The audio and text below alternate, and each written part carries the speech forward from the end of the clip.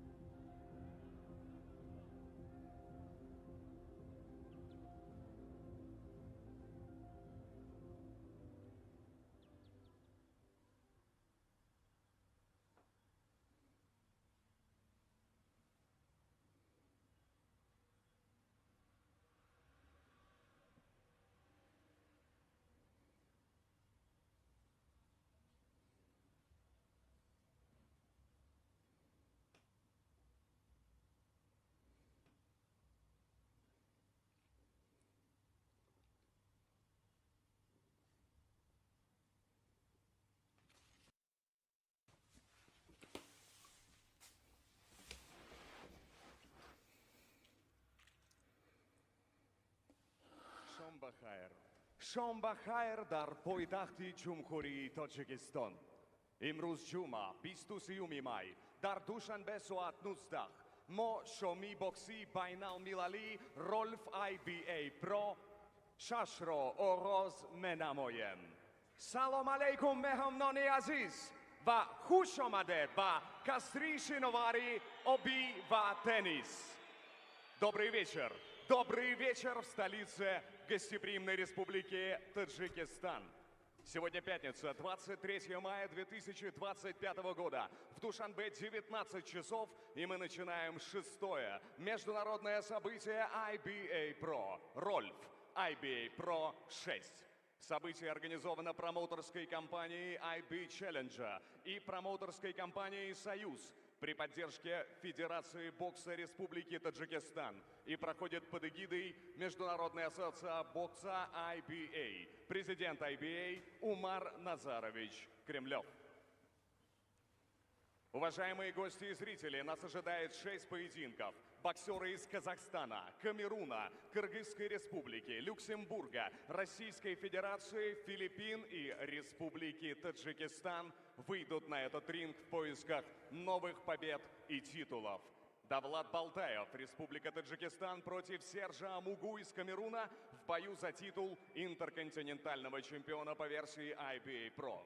Нас ждет защита титула чемпиона Европы по версии IBA.PRO. Действующий чемпион Майкл Кинг из Люксембурга и его соперник, претендент на титул из России Максим Черничук. И главное событие вечера – 10 чемпионских раундов за право обладания титулом WBA Gold. Непобежденный боксер Bakhodur Usmonov против опытного Альберта Пагара с Филиппин. Но обо всем по порядку. И прежде чем начать титульные поединки, мы представим вам 3 конкурентных 6-раундовых боя. Судейство поединков осуществляют супервайзер IBA.PRO Максим Чертыковцев, Молдова.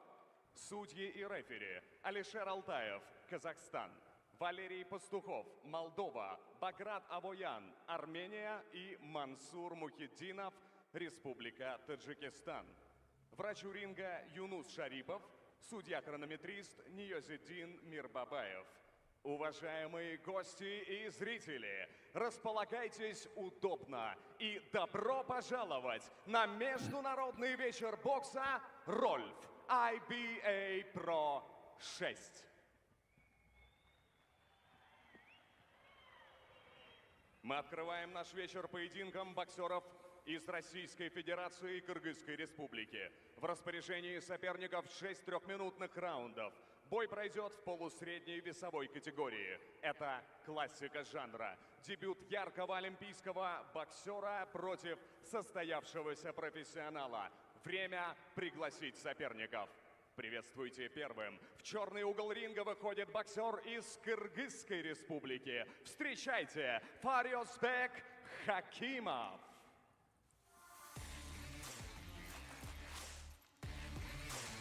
Welcome everybody to Dushanbe and IBA.PRO 6. That was the one and only Sergey Grom. He will be our MC for the night. I'm your commentator Andy Clark, and making his Faryozbek Khakimov, who will be taking on Evgeny Kool in this opening fight of a 6-fight card. We've got some good matchups. The top 2 fights, particularly Albert Pagara up against Bakhodur Usmonov, and a rematch between Maxim Chernichuk and Michael King. But before that, we are seeing some good names, some fighters early in their pro career who've achieved a lot as amateurs. And first up, as I say, this is Faryozbek Khakimov, who will be taking on Evgeny Kool over 6 rounds.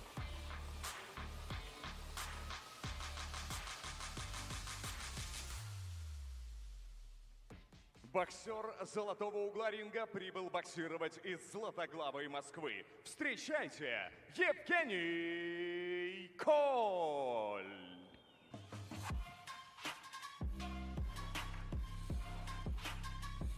Evgeny Kool, born in Krasnodar, now boxing out of Moscow. I remember the first time I saw the championships back in 2021. It was a pretty young Russian team. He was a young man at the time, just 24 now. He won his first fight against a GB fighter and then went out to Viktor Petrov. He was an aggressive fighter. I haven't seen him since then too much, but boxing out of the southpaw stance, he was a little bit messy, but certainly looked to bring it.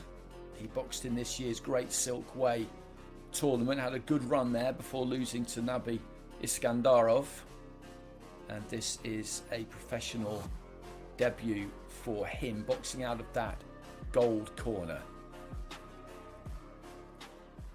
Уважаемые гости и зрители, я представляю вам соперников. Черный угол ринга за спиной боксера из Кыргызской республики. Ему 23 года, его рост 170 сантиметров, вес 66 килограммов 450 граммов. Перед вами чемпион Кыргызской республики и участник чемпионата Азии. В его профессиональном активе 5 поединков, 3 победы и 2 поражения. Из города Ош, Faryozbek Khakimov. Его соперник в золотом углу ринга прибыл на бой из столицы России. Его рост 179 сантиметров, вес 66 килограммов 550 граммов. Ему 23 года и за его плечами солидная карьера на олимпийском ринге. Он двукратный чемпион и действующий обладатель Кубка России по боксу. В его ближайших планах завоевать место на пьедестале чемпионата мира, но... Несмотря на то, что спортивная карьера для него по-прежнему приоритет, сегодня он выходит, чтобы заявить о себе на профессиональном ринге. На свой дебютный бой прямиком из Москвы Евгений Kool. И с ударом гонга рефери поединка Алишер Алтаев, Казахстан. Okay, guys. Head up, no low blow, no holding. Listen to my command, okay? Good luck.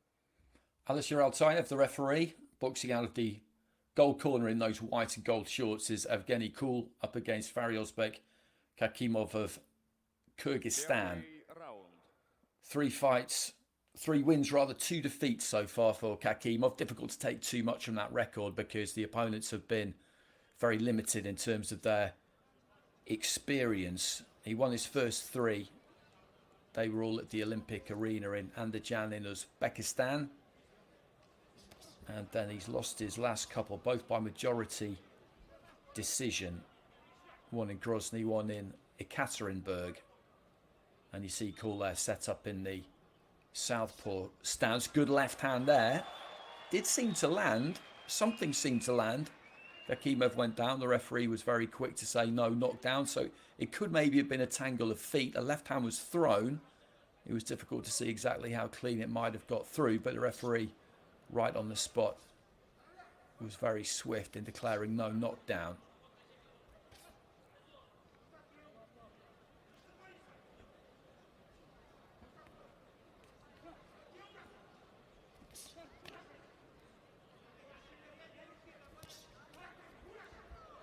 And again, he ends up on his backside there, Khakimov, but once again, no knockdown. He did seem to be pushed over a little bit there by Kool, who physically is looking to try and get on top of him slightly here. Khakimov just moving in, trying to look for that right hand, but it does leave him in a little bit of a dangerous place because the reach advantage is with Evgeny Kool, but as I said at the start, he is aggressive. He doesn't really look to try and keep it on the outside, although he could. He likes to get more to that mid-range and let those hands go, but Khakimov is trying to get onto the front foot himself here, and Kool, if he's of a mind to, can catch him on the way in, I think.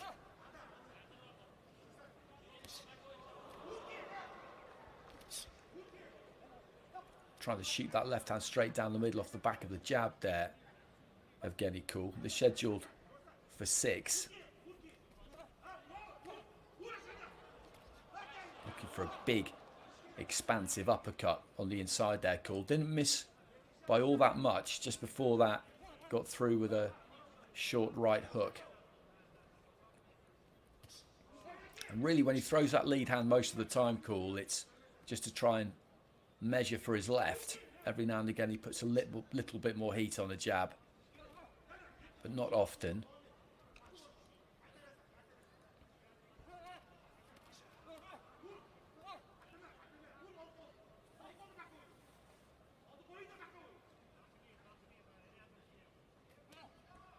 That was a decent jab there from Kool. Final few seconds of round 1, but you see him there, Kool. He just took his feet out slightly, set his feet, and looked to really land that left hand as his opponent came forward. There wasn't quite enough room for it in the end, but that's really what he's looking for.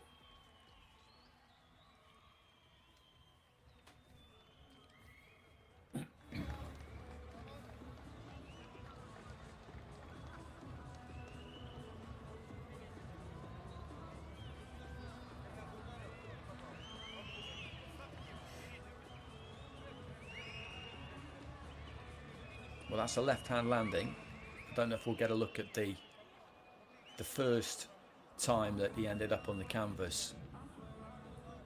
Khakimov or not, the referee quickly signalled it was no knockdown, so I'd imagine that it's not been deemed worthy of a look. I'd be quite curious though to see exactly what happened. I think maybe the front feet clashed and then a left hand landed and he ended up getting half kind of pushed to the floor after a tangle of feet. He's just got to be careful, Khakimov, the way that he comes in, because he does look to creep forward with that front foot, but he stands up quite tall at times. He's got to keep that head on the move. He's just moving those shoulders, moving that head a little bit more. Now, if he comes in without too much in the way of upper body movement, then he could well have a problem, because Kool is keen to catch him with that left hand as he comes forward. Decent looking jab a few seconds ago there from Kool. Nice left hand there from the Russian. And then trying to throw that left hand into the body.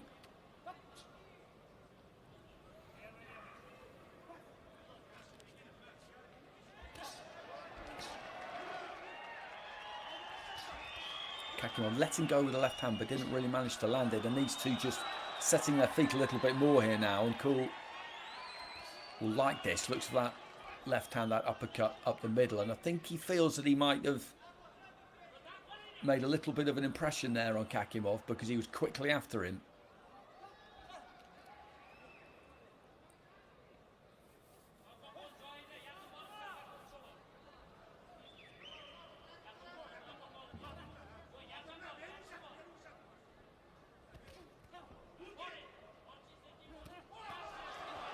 Landed the right hand there, Khakimov, and Kool this time is the one who's just giving a little bit of ground. I mentioned how having it at this close range is something that Kool is quite keen to do, but it's more of a fight that suits Khakimov as well, so I don't think he'll be having too many complaints about it. Evgeny Kool, as I mentioned, if he wanted to, could keep this on the outside and use that superior reach, but he's just not really interested in doing that. Which for Khakimov, although he may come off worse at close quarters, it does give him more of a chance. Into the final minute of round two. Good crowd in here. These IBA.PRO nights so far this year have been well supported.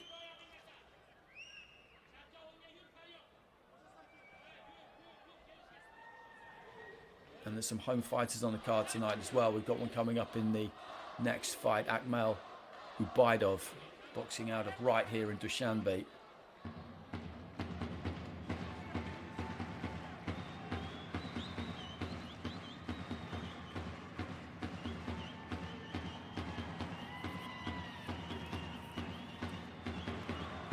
Looking left hand there from Kool as Khakimov was on the way in and then caught him with another left hand.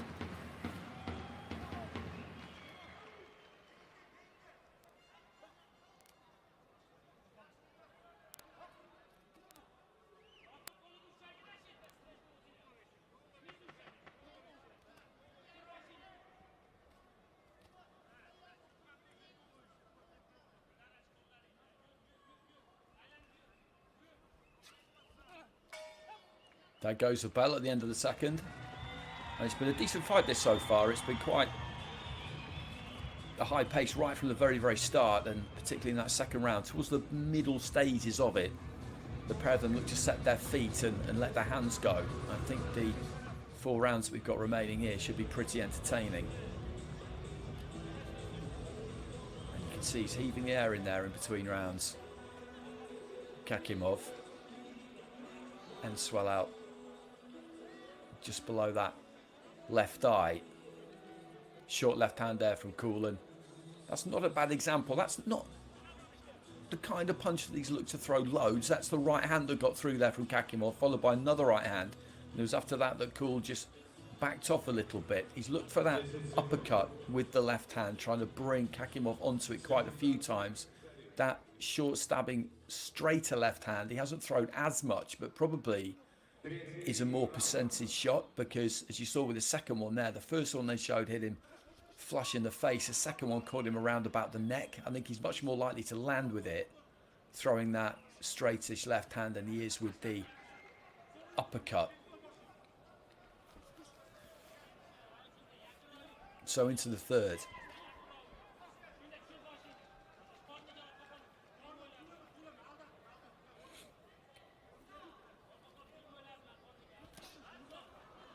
And that's where he's looking for that uppercut, really, when Khakimov looks to come in full force. And Khakimov, again, just getting onto the front foot there, and he certainly felt that he landed something to give him encouragement. Finished off with a left hand to the body. You can see he's got good feet, Kool. He's a little bit up on his toes at times, which is more of an amateur style. Khakimov, you would say, is a bit more connected to the floor. Feet are a little bit slower. They certainly look a bit slower, but he just slides in rather than bounces in, which is what Kool tends to do at times. There's that left uppercut. Again, didn't quite land. You can understand why he's looking for it, but he's looking to try and step on Khakimov here. Let a good three-punch combination go there, Kool, and then wrestles his man back into the ropes. Physically, he is the stronger of the two. And when he's had the chance to try and demonstrate that, he has looked to take it.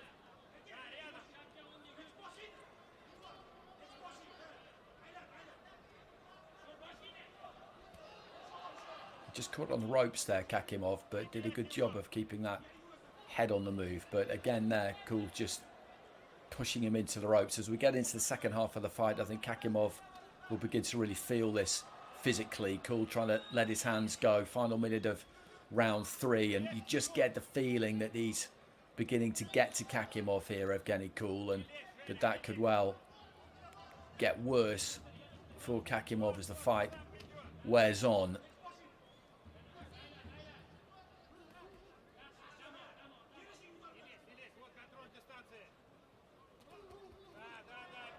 Giving himself a little bit of room there, Kool, and then just pushing Khakimov off. The left hand into the body was a decent looking shot. Be interesting to see if Kool in the second half of the fight here can just click through the gears, because this is his IBA.PRO debut, his professional debut. It's scheduled for 6 rounds. He's done 3 hundreds of times as an amateur, but that longer duration on fight night is something that will be new. But I would wager he'll have a decent amount of gas in the tank for the second half, and I would just like to see him just click up through those gears and try and see if he can force a stoppage here, because I do think it could be there.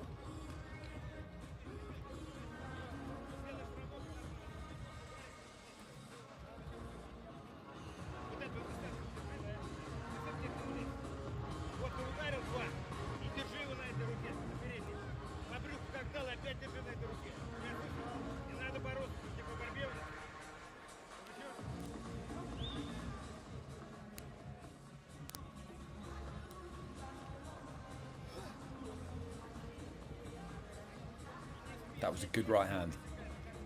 And then just pushes him off to find some space for himself. And he did well there, actually, Khakimov.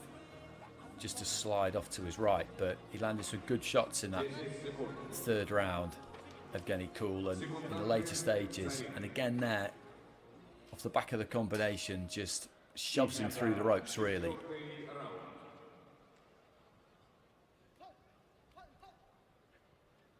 So Kool in the white, Khakimov in the black, into the 4th round of 6 scheduled.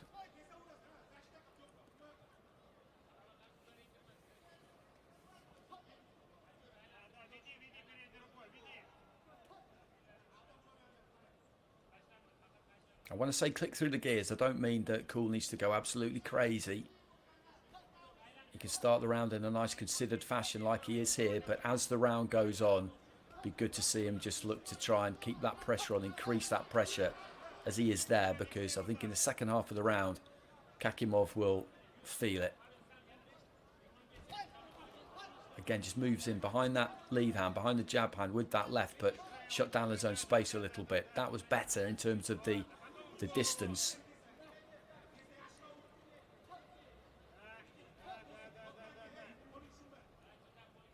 As I said previously, he doesn't want to box on the outside, Kool, but he doesn't want to get too tight either, because he has to give himself enough room to land those punches at what you hear trainers sometimes describe as the biting point, the optimum biting point, and most people reckon that to be at about 80% of full arm extension. So there's that little bit of bend in the arm as they land. It's still got a bit further to travel, that glove, so you're punching through the target rather than just reaching the target. So he has to give himself enough space to try and achieve that. But you look at him just gather his feet and move across the ring into the second half of round 4 now.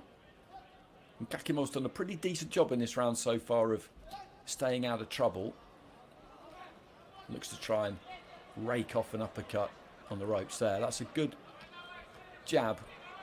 He's used that lead hand more, Kool, actually, in this round than he has done in the previous 3. It's certainly something that could be developed into more of a weapon. Stabs to the body with it there.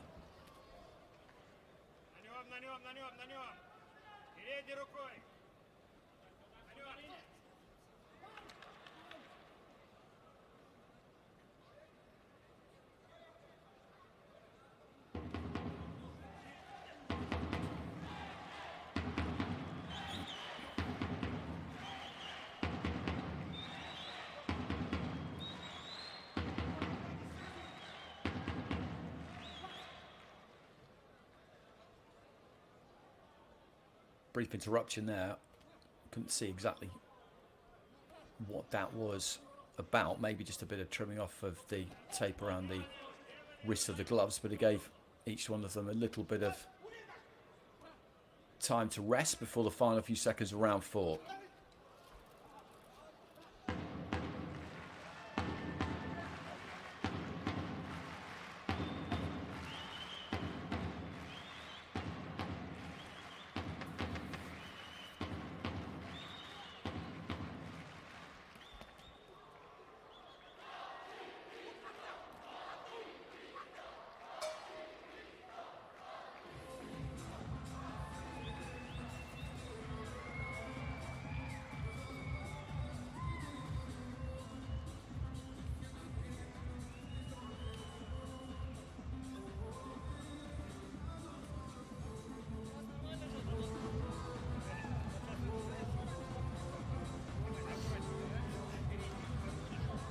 There's that straight left hand. That one didn't quite manage to reach the target. But he used that lead hand more in the 4th than we've seen him do previously. He did keep it a little bit more on the outside, but then he'll always look to try and take it just that little bit closer. As I mentioned, this is the first time over the 6-round distance for him. He looks to me like he's got plenty left in the tank, but I think in that 4th round maybe he was just conserving energy slightly so that he can really go after his man in the final 2 rounds here, which, if that was indeed the case, then that shows a good bit of maturity, because even though they'll have boxed over more than the 3-round format on many occasions in the gym, it is different on the night. And Khakimov looking to try and be a bit more aggressive himself there. He doesn't want to give Evgeny Kool any kind of encouragement here. Just hooking off the back foot as he slides off to his left there. Khakimov left himself a bit open there. He came in quite tall. I mentioned that earlier in the fight, and he can tend to do that. He'll stand up straight. He'll drop those hands a bit. I wonder whether he's got a kickboxing background, because you look at the way that he does stand up straight. That can be the case sometimes. Well, we've had a knockdown there. Unfortunately, the cameras cut away to ringside as it was happening, but the referee with the count, he's up at the count of 8 and looking at the corner, and the referee, I think, has waved this one over. Indeed he has, so he does get the stoppage, Evgeny Kool. I'm sure we'll get another look at that, but he came out for the 5th looking full of energy after, I think, maybe just taking a round off slightly in the 4th round. And I think he probably felt that Khakimov didn't have too much left. And he ended up being put down there, Khakimov. Well, it's a left hand into the body a body shot that really did it. And you could see as he moved in there, Kool, again, he almost just shut down his own space a bit too much. But Khakimov was moving forward and he landed that left hand below the rib cage. It was a solid shot. And you could see from the fighter's reaction, he just kind of looked at the corner. He didn't really look like a man who wanted to continue, and the fight was waved off. And that's a good performance from Evgeny Kool. He's going to be a good fighter to watch. As I said, when I very first saw him, he was pretty raw back at that World Championships in 2021, but he was aggressive. He wanted to fight. You could see that. And I think maybe the longer format of IBA.PRO boxing will suit him better than the 3-round format, because you've just got that bit longer to work your opponent over, to try and bring that pressure to bear. So we'll see him again before too long, I'm sure. But a good night for him.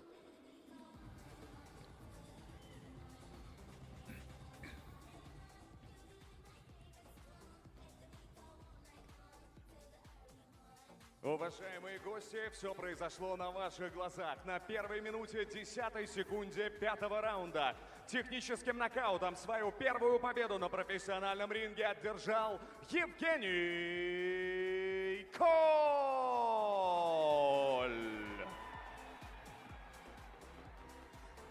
Мы поздравляем Евгения и благодарим его соперника, боксера из Кыргызской республики. Это Faryozbek Khakimov. And that was a good choice of opponent for Evgeny Kool as well, I think, on debut there, because Khakimov did look to bring it. He did look to be aggressive himself at times when he could. But I think from probably the 3rd round onwards,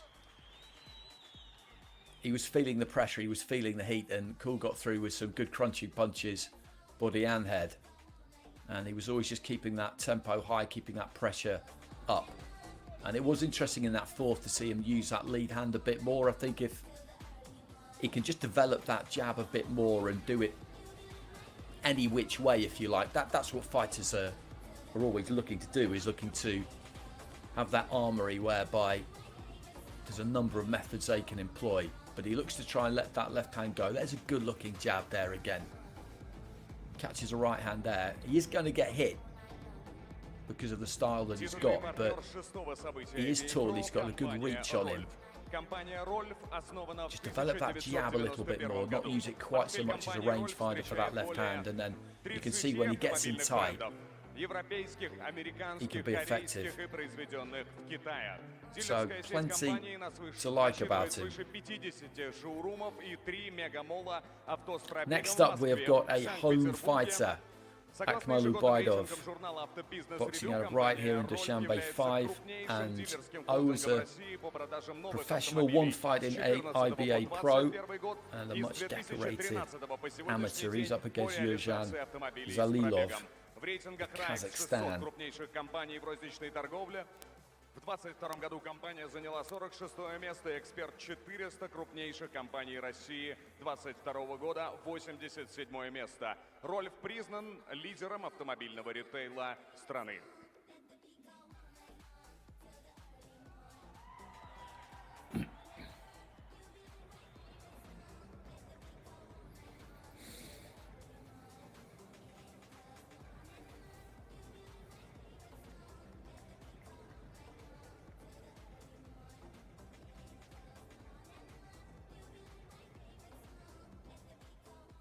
Уважаемые гости и зрители, мы продолжаем поединки Рольф IBA.PRO 6 с 6 непростыми для соперников раундами в полулегкой весовой категории. Боксеры из Таджикистана и Казахстана настроены решительно.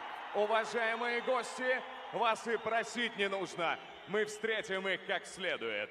Первым на ринг выходит боксер из города Кокшетау, Республики Казахстан. Qarshi alınızdır. Tikiley Kazakhstan'dan Yerzhan Zalilov. So here comes Yerzhan Zalilov from Kazakhstan, now boxing out of Russia. He's quite well travelled actually. 13 wins, 4 defeats, 2 draws. Boxed in Russia, Spain, Kazakhstan and Latvia. and he's got what I would describe as a real record. He's won the Kazakhstan Super Bantamweight title, that was in December 2021. He's gone down the stretch with Yonat Baluta over 8 rounds, didn't win that fight, but Baluta, a good pro, really good fighter. And in 2021 as well, a split draw with Vladimir Nikitin, who was a bronze medalist at the Rio Olympics. So in with a good level of opponents. Золотой угол ринга. Добро пожаловать, боксер из Республики Таджикистан. Вохурет, Dastai Tajikistan, Akmal Ubaidov. Akmal Ubaidov, as you can see from the caption there, won the Asian Championships in Thailand last December. 5-0 as a pro. Turned pro actually back in 2021, so it's been relatively slow going since then. His last pro fight was back in October 2023 actually, a second round stoppage here in Dushanbe against Timur Ushakov. The boxing pro and amateur concurrently, it is always going to mean that that pro ledger takes a while to develop. This is his second time rather in IBA.PRO. He had a win by split decision in February я обращаю ваше внимание в черный угол ринга. Здесь, готовый к старту, титулованный казахстанский профессионал. Его рост 165 сантиметров, вес ровно в лимит весовой категории 57 килограммов и 200 граммов. Ему 32 года, и он успел испытать весь спектр боксерских эмоций. За карьеру он провел 19 непростых поединков, в их числе 13 побед, 7 из которых одержаны нокаутом, 4 поражения и 2 ничьи. Перед вами чемпион Казахстана среди профессионалов, чемпион СНГ и стран Балтии по версии WBC. Не снижая скорости, он по-прежнему заряжен брать новые высоты. Для настоящей ракеты и небо не предел. Из Казахстана, города Кокшетау, Ханымдар мен Мирзалар, Казахстаннан, Yerzhan Zalilov. В золотом углу ринга уверенно стоит его соперник. Чемпион Азии по боксу из Душанбе, Республики Таджикистан. Ему 24 года, его рост 170 сантиметров, вес, как и у соперника, 57 килограммов 200 граммов. На профессиональном ринге он провел 6 боев, одержал 6 побед, 5 из которых нокаутом. Таркунджи Зарин, Баджан Омода, Акмал Ubaidov.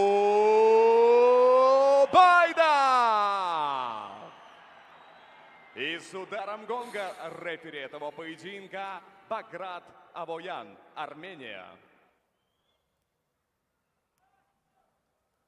Head up, no holding, no low blow, listen to me. Good luck. So Ubaidov in the white, Zalilov in the black. This is 6 rounds in the featherweight division. And a lot of home support, as you can hear, as he made his way to the ring for Ubaidov. And that's the tale of the tape. He's a younger man, Ubaidov, quite substantially, but there's a good amount of experience on Zalilov's side there. As I said, he's been in with some good fighters. He's produced some decent results. He's won that national title in Kazakhstan at Super Bantamweight.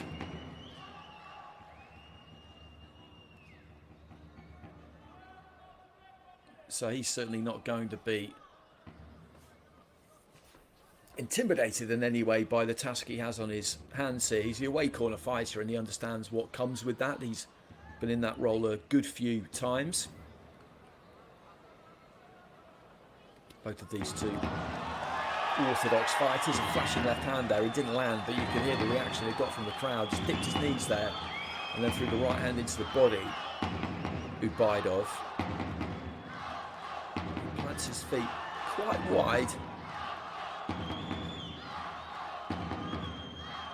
Kind of hunches over, keeps that guard high. Those elbows do flare out. There's room to the body there for Zalilov.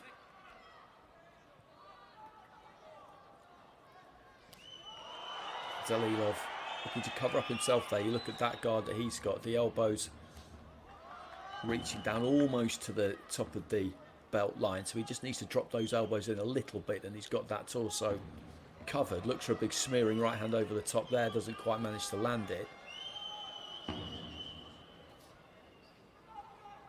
But if he can get close, that's where he wants to go, I think, really. Down to the body there, Zalilov. And you look at the way that he's set up there, Ubaidov. And really, it's the fact that he leans onto that front foot a bit and does stoop forward and hunch over. That's what causes those elbows to come away from the body. Looks to try and get after Zalilov there, pushing him back towards the ropes. Just in and out with that front foot, but Zalilov not really falling for that, although he does try and climb into a lead left hook, which fell short by a good distance. Switching southpaw there, Ubaidov.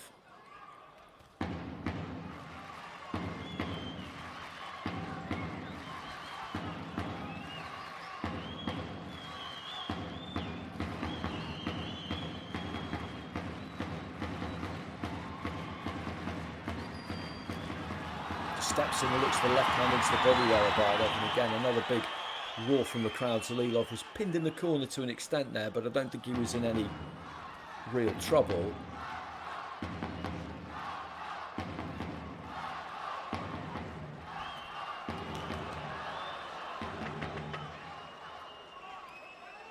And I think he feels he may have just had a little bit of success there, Zalilov. He landed a right hand and then was quite quick to try and get after Ubaidov, and then just throws a reverse 1-2 right at the end of the round. I think the second punch may be on the bell or slightly after it, hence the raised glove in apology.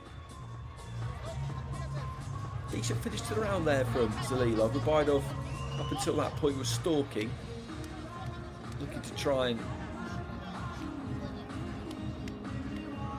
bring that heat if he could, but wasn't too much between him in that opening round. Ubaidov was the busier of the two, you would say.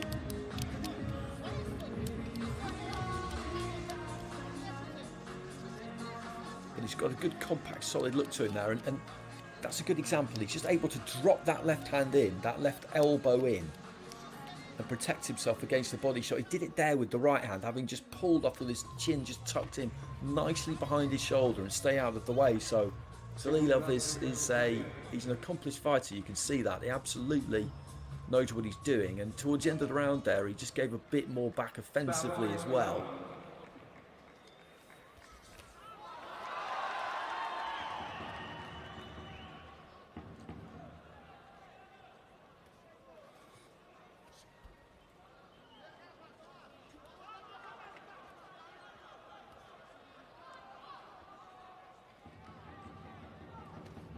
Good right hand there from Zalilov, followed up by a lead left there too. They were just kind of standing right in front of each other, waiting for each other. And it was Zalilov who came off best. Ubaidov there just trying to set his feet and work the body. He's got long old arms on him, Ubaidov. You can see that. He really has got some levers, and it'll be good to see him just use that a little bit more. He's trying to just step his way onto the inside and let go with those hooks to the body, to the head. We haven't seen too many uppercuts yet, but I'm sure we will. But you look at the length of his arms there, when he almost lets them drop down by his side. They're practically down to his knees, the tips of his gloves. But you don't really see him jab, especially. He threw a jab there, but he's looking to move in behind the jabs, and again turns southpaw. This is where he wants to be, because he feels like he can dig his toes in and really do damage with those hooks in particular.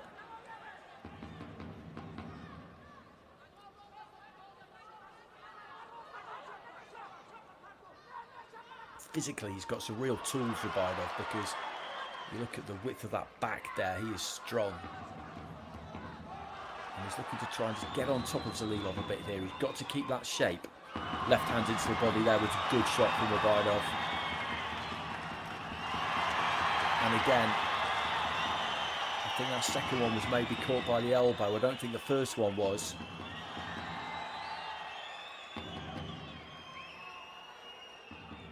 Zalilov has got to be able to hit Ubaidov hard enough to keep him off him, basically, because if Ubaidov feels that he doesn't have any respect for what's coming back at him, then this is going to get difficult for Zalilov.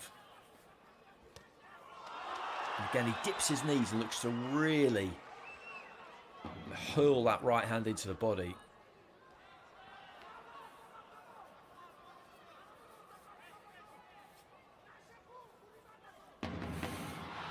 Counter right hand there from Ubaidov.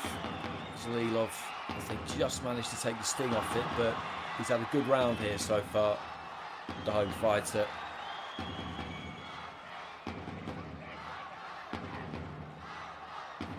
He is pretty uncomplicated. He keeps that guard in place and just looks to walk you down. And when he gets in range, he'll really work. As he is here, steps wide with the front foot and then lets that right hand go.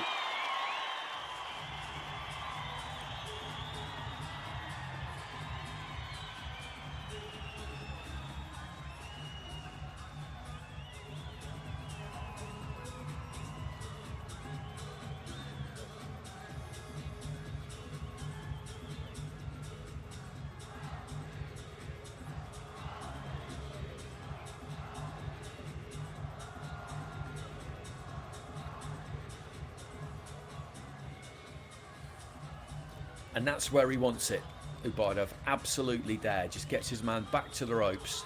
And you see the biting point, as I was talking about earlier. That's where you want it on those punches. That's almost perfect, really. About that 80% extension. He managed to take the sting off that right hand well, Zalilov. But it took him by surprise a little bit, I think, the fact that he shot that one straight down the middle, because he doesn't do that very often. And much like the fight we've just seen, 2 rounds in, and this is tough for Zalilov.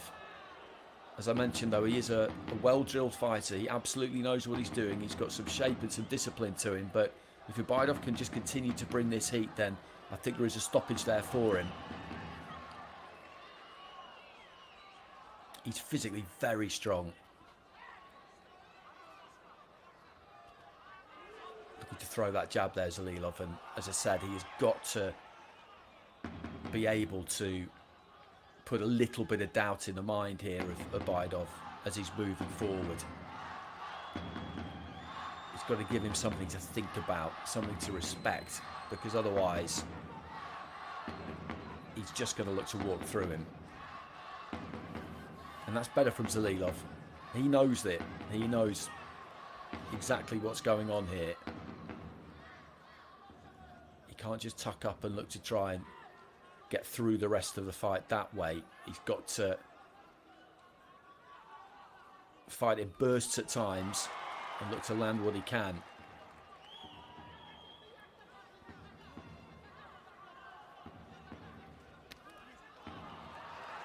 Slightly wild there, Ubaidov. Again, just in and out with that front foot.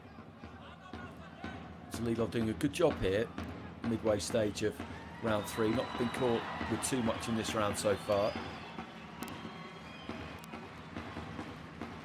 And just working that lead left hand. There's not that much on it, but he's throwing it enough to give Ubaidov something to think about. Then just dropped his hide and went with the right hand into the body, as again he did there.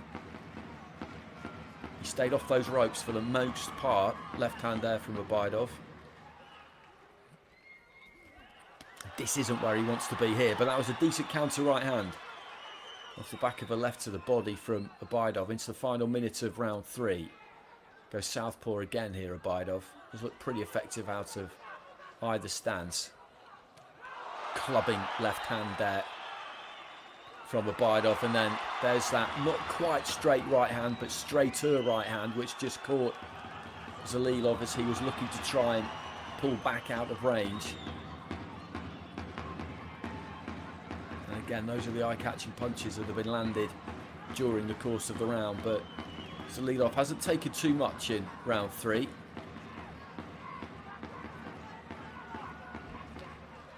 Manages to get himself off the ropes back into the centre of the ring there.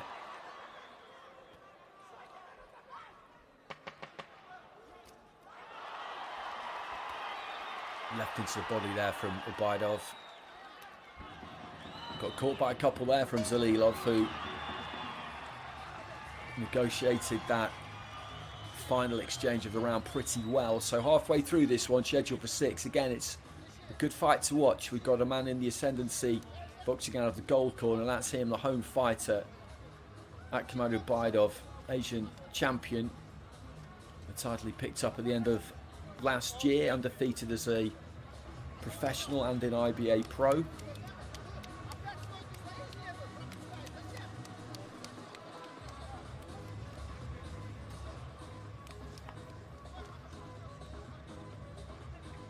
There's that left hand to the body, which he's defended himself against pretty well for the most part. And the right hand there from Ubaidov, as I said, it's not quite straight, but it's straighter than almost everything else that he throws. 10 секунд. Секунданты Зalilov.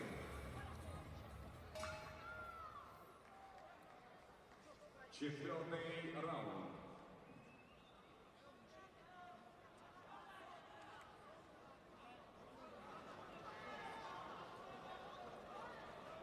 I think the referee wants a bit of moisture wiped up from the canvas in the corner of the ring there, but just signalling to the officials bench, and we get underway in the second half of the fight, the beginning of round 4, and immediately just piled in with the 1-2 there, Ubaidov.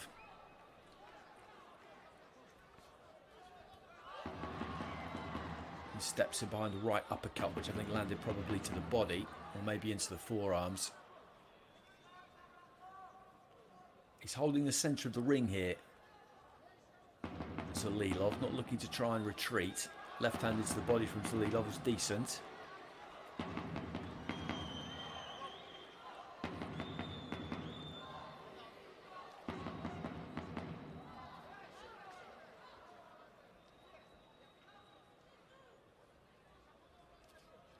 Good left uppercut there from Zalilov. And I like this from him because he's choosing to stay within punching range here, choosing to stay in the pocket. I think feeling like close is a little bit safer for him. What he can't do is get caught on the end of those long hooks, and he got caught by a couple there. But he's backing himself up close here.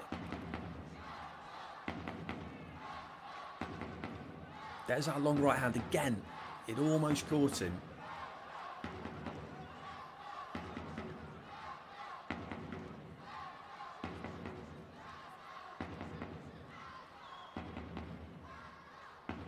See what his thinking is, because when you look at Ubaidov, you feel like for Zalilov, he either needs to be all the way out or all the way in. He can't get caught in that mid-range, that mid-distance. Right hand there from him, gets him off the ropes and looks for the uppercut. And so far in this round, this is working for him, because this is giving Ubaidov something to really think about here. And he looks for that big winging overhand right again there. He's not been able to get the range that he needs in this round so far, Ubaidov. Good jab there from Zalilov too. He needs that middle range where he can just rein in those hooks.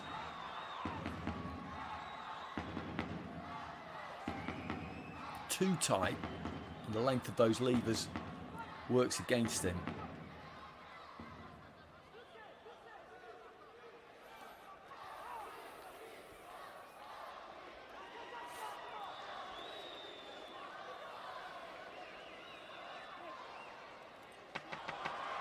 That's cheeky, the left hand there from Ubaidov.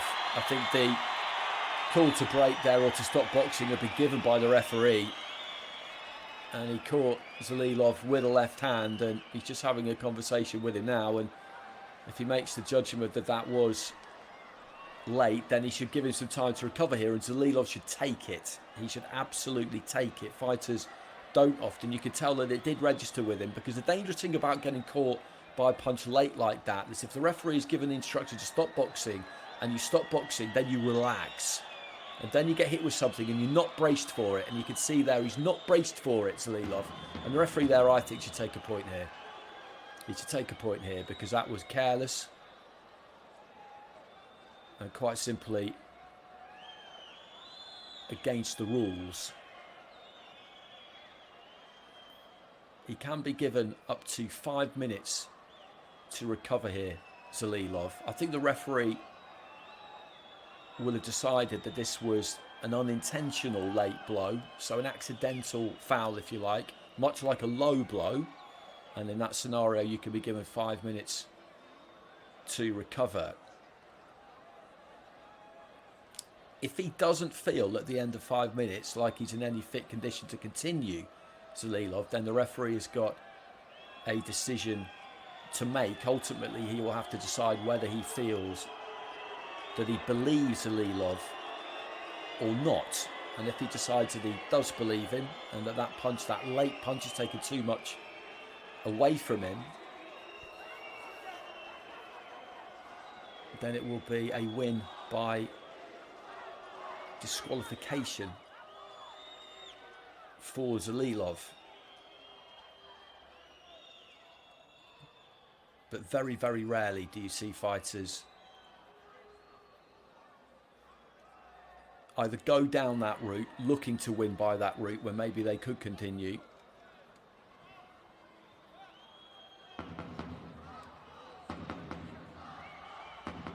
or in a condition at the end of that 5 minutes where they genuinely can't. But he's taking his time here, Zalilov, which he is absolutely entitled to do, because that was a late punch. There's just no question about it. It was a late punch, you can see there. I couldn't really tell, I couldn't really hear how direct the instruction from the referee was. And again there, he's done something that I've seen referees do a bit in recent times I really don't like. He's kind of pulled at a glove there, the referee. Now, either you give the instruction to stop boxing or you don't. There's no need to interfere in any other way. It's either break, stop boxing, or it isn't. Pulling at gloves helps nobody.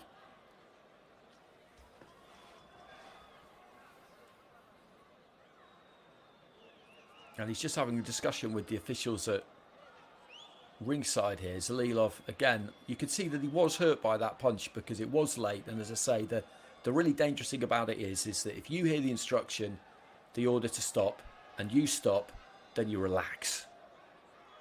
And that means that if you do get hit and get hit clean, then it's going to have a proper impact, because, as I described it, those brace mechanisms that you employ during the course of a fight to soak up a punch. You see a punch coming, you brace yourself, you're ready for it, you soak it up. That's the problem. Some boos coming from the crowd here, but they need to understand what has happened here. And Zalilov just talking to his own corner. And they will quite simply be telling him, listen, if you don't feel like you're okay to continue here, then we can't continue. They're giving him a little drink. He was working the jaw a touch, which makes me wonder slightly whether there could be some damage there. But he is going to continue. He is going to continue. But quite right that he took all of that time. Quite right that he took all of that time. And the referee is taking the point. And I think this is a satisfactory conclusion to that episode, because it was a late punch. There's no question about that. And the referee is just going to take the 1 point. He could have taken 2. That's the maximum you can take. If you take 2, then you are essentially saying that it was a serious, deliberate late blow. Serious foul play, if you like.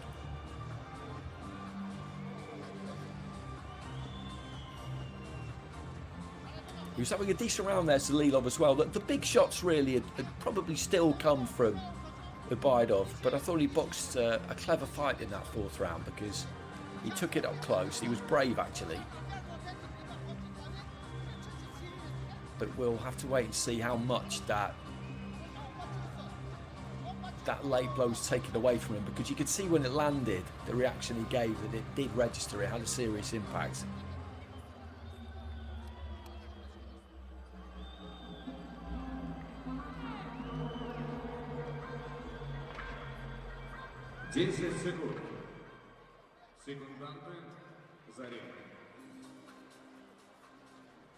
Still just shaking his head a little bit there, still working that jaw. So into the 5th.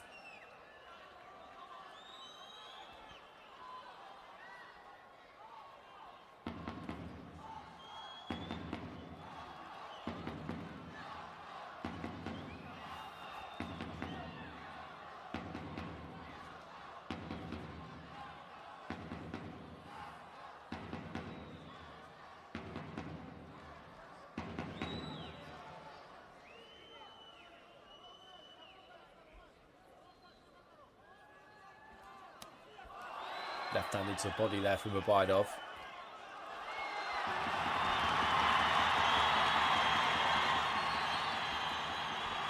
And Ubaidov really looking to try and get on top of Zalilov here. Zalilov, though, again, just managing to avoid getting hit with anything too heavy, then looks to try and come back with a counter right hand of his own.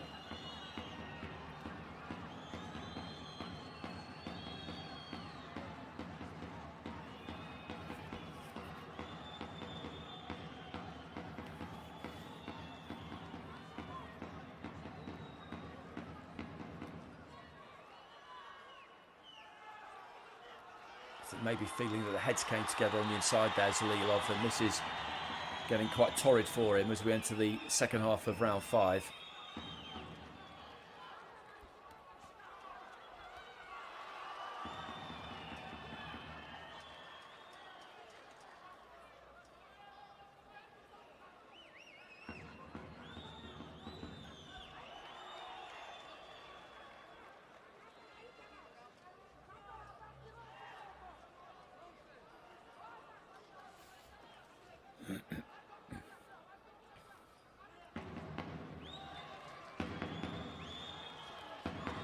Just trying to measure the uppercut there, Ubaidov, maybe just a bit too deliberate with it.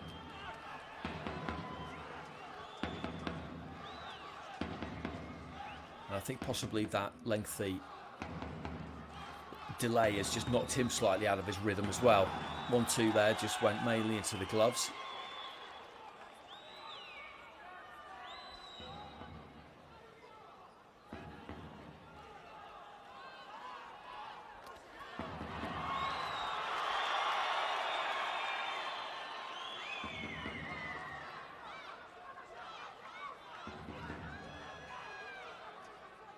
Closing stages of round 5. 1 to go after this.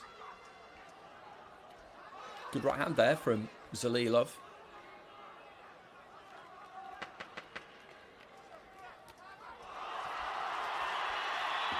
And he just hasn't managed to find that distance in the last round or so, Ubaidov, and you have to give Zalilov credit for that, because you could see him there as he's pushing it back towards the ropes. He's letting his hands go, but he's too close.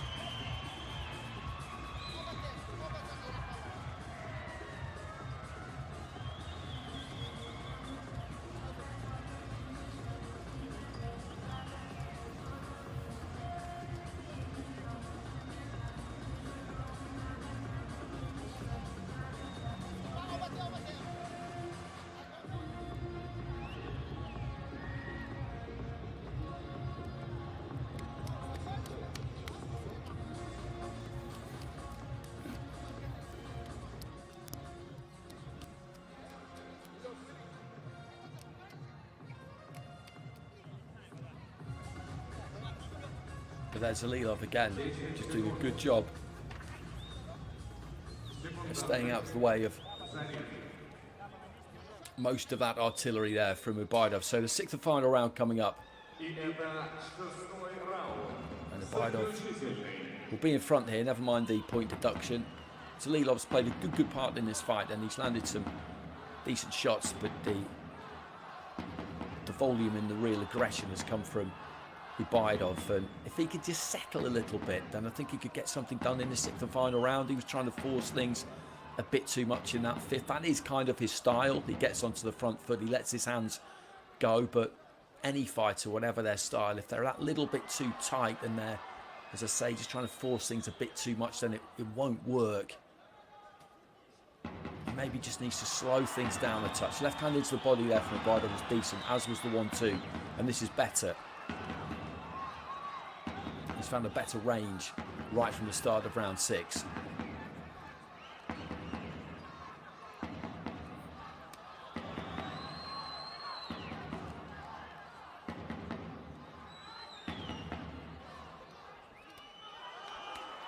Good left hand into the southpaw stance, set that right foot wide and just ploughed it into the stomach, and he's looking to really just club away at Zalilov here.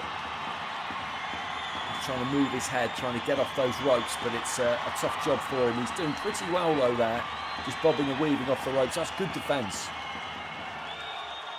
from the Kazakh fighter. And again there, not a lot is landing.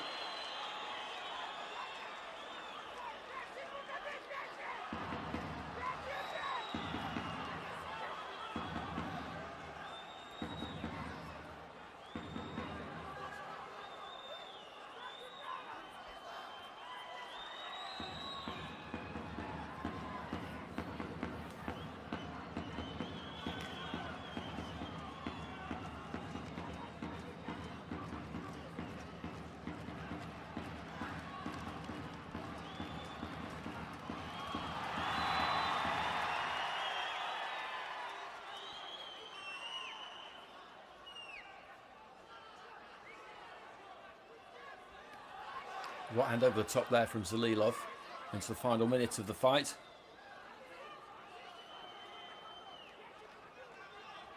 Zalilov just gathering himself there. You could almost see, I think, for just this last effort here. But he's given good value. And Ubaidov at times has looked like what he is, which is a swashbuckling, rewarding, entertaining kind of a fighter. He's not going to be in dull fights, Akmal Ubaidov, that's for sure. But he's not going to get the stoppage here.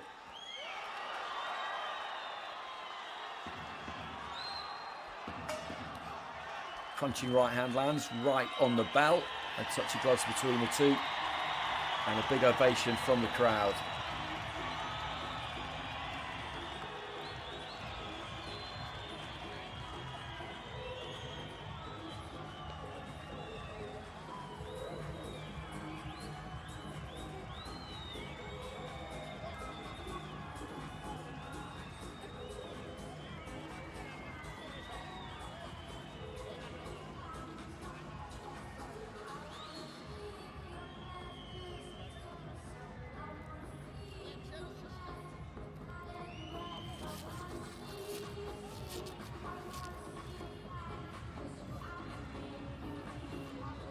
And now we just await the decision as they cut those gloves off. A second fight in IBA.PRO, as I mentioned, for Ubaidov. Won his first in February last year by split decision over the 6 rounds on that occasion. And these cards are always well matched. You do have the formula of home fighter and away fighter, as we had in this one, but in Zalilov they recruited somebody who, if Ubaidov hadn't have been on his game tonight, then he could have found more than a handful. And that's what you want. You always want somebody in the nominal away corner, if you like, who, according to the script, isn't really expected to win. You want them to have enough about them to be able to really push the prospect. And as I say, do more than that. If it turns out they're not quite on their game, there has to be jeopardy attached to every fight that you see, otherwise there really isn't too much point. What level of jeopardy is to be determined by managers and promoters and trainers at times, but there has to be a level, even on your way up, even in the early stages. You look to taper that level up as you move through towards the bigger prizes, but there's always got to be something at stake. There's always got to be that whiff of danger, or you just won't get the performance levels that you're looking for, and the whole exercise, as I say, becomes a little bit futile. So Sergey pretty much ready, I think, with the announcement. Соперников это Акмал Убайдов и Yerzhan Zalilov. Это был хороший бой. Мухорибай Хупбуд. Этот поединок продлился всю отведенную дистанцию. И по его завершении единогласным решением судей свою 7-ю к ряду профессиональную победу одержал боксер из Республики Таджикистан Акмал Ubaidov.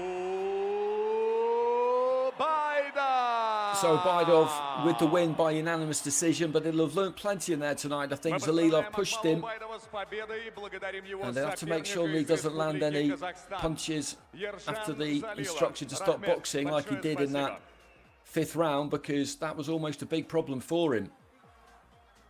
That was almost a big problem. It was a point deduction, but it could have been more.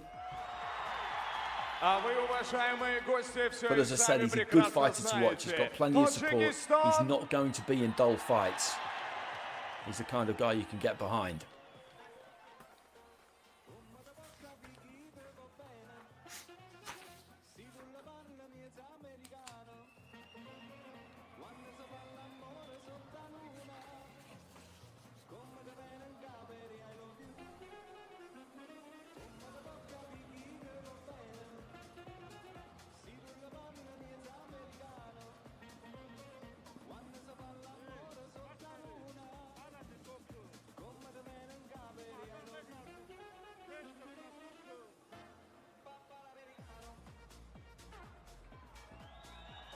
the second round, I think he did do some damage, Ubaidov, and I was thinking if he could click through the gears in the second half of the fight, he might be able to overwhelm Zalilov. But Zalilov in the second half did box well. He stayed in the pocket, he backed himself up close, and he made it difficult for Ubaidov, as I said, really to find that distance. The interruption in the fifth, although not good for Zalilov, because there's a late blow. You can see the way his legs give way there and he goes down into the ropes. He did feel that because it's a strong shot and he wasn't ready for it. Although that didn't help him, the delay, I think, maybe just knocked Ubaidov out of his stride slightly. IBA.PRO хочется сказать спасибо руководству республики, города и каждому жителю республики Таджикистан. But that's 6 good rounds. За теплую встречу, за прекрасный чистый город, за гостеприимство, за улыбающиеся лица, полные семей с детьми, улыбающихся детей, зеленых чинаров, чистейшей воды, новых зданий, древней культуры. Все это в самое сердце каждого из гостей. Спасибо вам большое. Ташакур изъет башуму.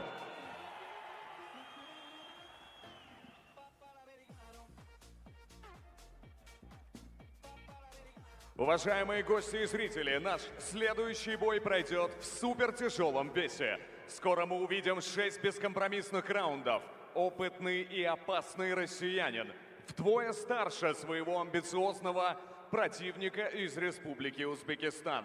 Скоро я вам их представлю, ну а пока прошу их приветствовать. В черный угол ринга добро пожаловать боксер из города Андижана, Республики Узбекистан, Куткилаболинг, Узбекистандан, Khalimjon Mamasoliev. So a 6-rounder at cruiserweight coming next, and this is Khalimjon Mamasoliev.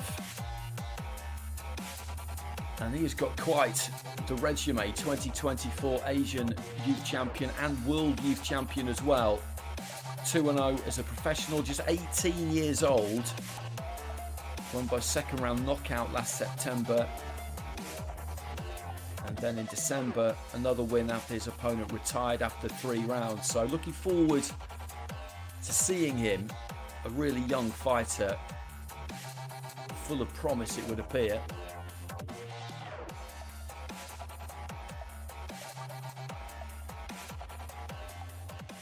This is first fight in IBA.PRO. В золотой угол ринга выходит боксер из России. Встречайте, Murad Khalidov. And he's up against Murad Khalidov. 10 fights and 10 wins, 5 of them coming by knockout. But it's a strange old record because he made his debut back in 2008 and he had his first 9 fights. They were all completed by 2010. Fight number 10 was in 2014 and he hasn't boxed since. He was last in action in February 2014 in Chelyabinsk. So this is a comeback after a long absence. But he's in that home corner, he's in that gold corner. So this is an interesting match. Итак, пришло время представить вам соперников. В черном углу ринга восходящая звезда бокса из Республики Узбекистан. Рост боксера 187 сантиметров. Вес 94 килограмма 300 граммов. Ему 18 лет и он. Чемпион Узбекистана, чемпион Азии и, наконец, чемпион мира среди молодежи. Теперь он готов заявить о себе и среди взрослых. Первые 2 боя на профессиональном ринге принесли ему 2 победы. И сегодня он прибыл за своей 3-й. Из города Андижана, Азиз Мехмонлар, Андижон угланы, Khalimjon Mamasoliev.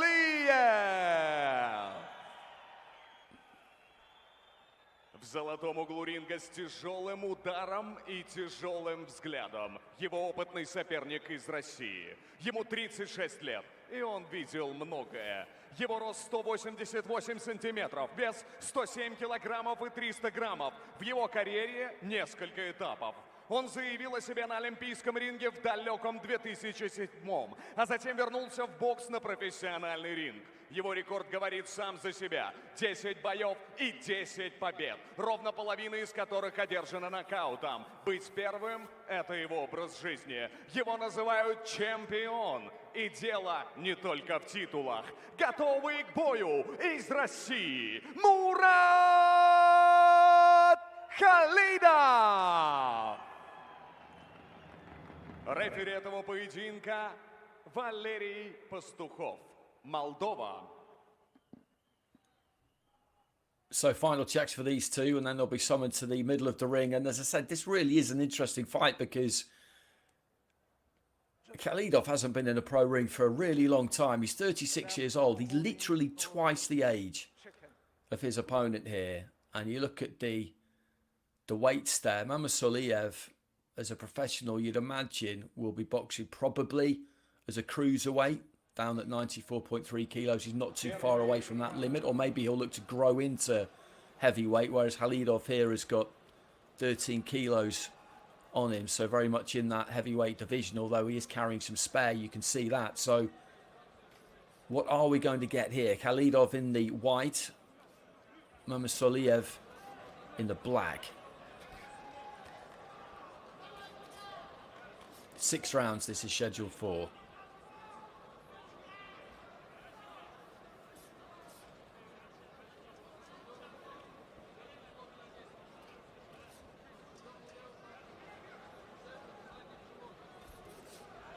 Looking for the jab there. Khalidov. And you can see the difference between the two of them. He's quite lean. He's quite willowy almost, isn't he? Mamasoliev.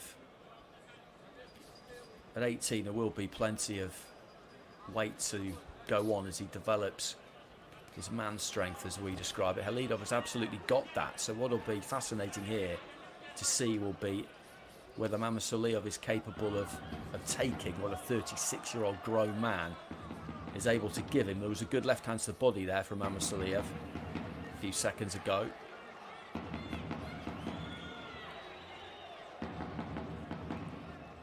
So Khalidov is without a doubt more seasoned, but he's had that very lengthy layoff. Mamasoliev at 18 years old will be fitter.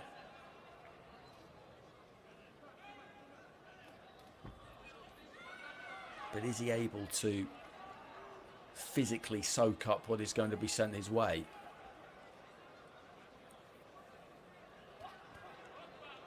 Good use of the left hand there from Mamasoliev. Went down to the body and then just up top, but nothing amazing about it in terms of the power. Right hand and then just steps off to his right.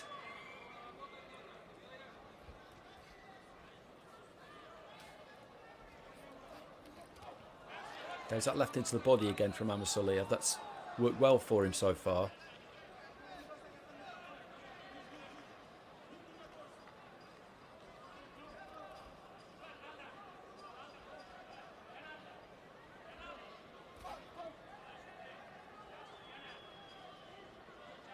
They're right in front of each other, these two. They've not had to go looking for each other right from the beginning of the fight. Final 10 seconds of round one. Looking for the left hook there, Mamasoliev. Didn't quite manage to land it. Just a gesture there from Khalidov. I'm not absolutely sure what that was about, but a good finish to the round there from Mamasoliev. Just with the combination pretty much right on the belt. Landed a couple.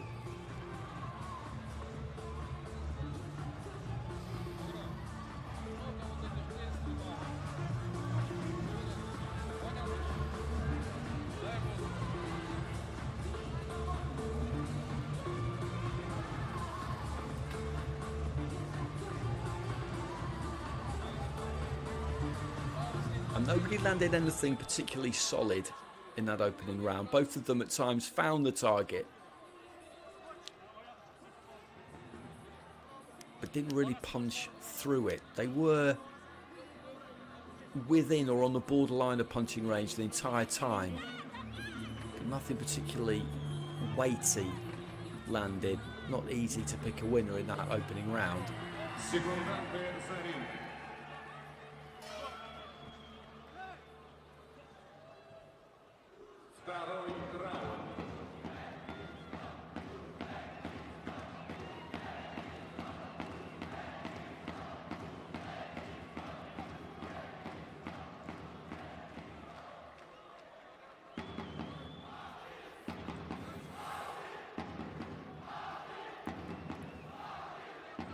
Again, just swapping lead hands there.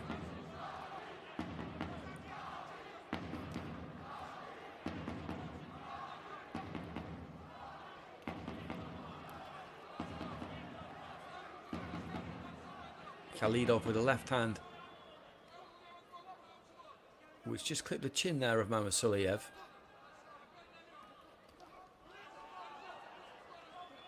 I think the pair of them have just got their feet a little bit closer in this second round so far, which bodes well. And there's a little short up jab that gets through from Khalidov. Mamasoliev, you can see on his face there, just really putting some effort in, setting those feet and looking to let his hands go.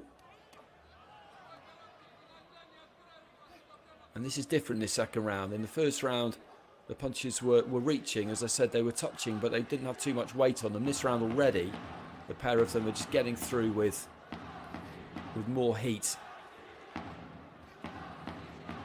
That's good from Khalidov. A decoy left hand, and then just dips his knee slightly and punches hard to the body. Then there's a right uppercut from Khalidov as well. This kind of fight, you would imagine, would suit him more with the weight advantage that he's got.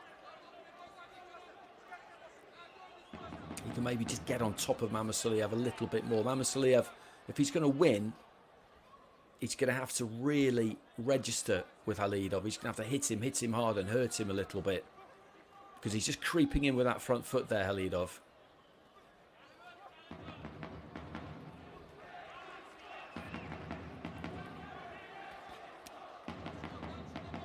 Three-punch combination there from Khalidov, and then just kind of pushes his man off. Left to the body.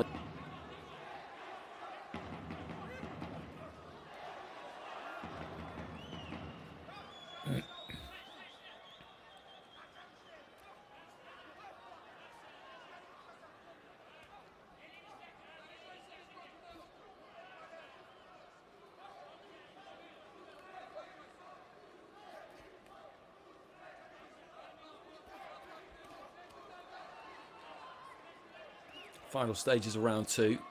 Left hand landed there from Khalidov.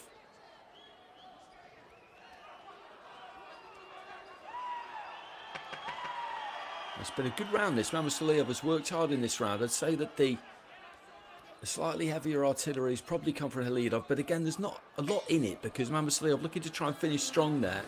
He knows that he's got to punch with some conviction here, because the way he's chosen to go about this fight is a fight that you would imagine will suit Khalidov probably slightly more of the two. I wonder if at any point he will look to try and back off and use that jab a bit more and see if he can work on the outside, because I think he's probably got that in his arsenal more than Khalidov has. There's that right hand, the kind of decoy left hand, throwaway left hand almost, and then bang, right hand in round the back of the elbow. I just think this kind of fight is going to suit Khalidov more.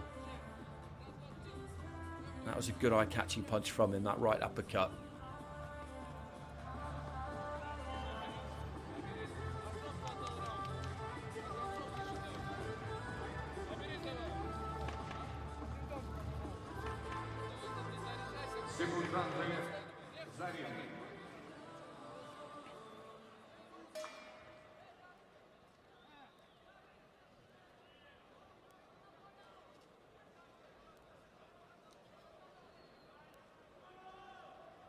Третий раунд.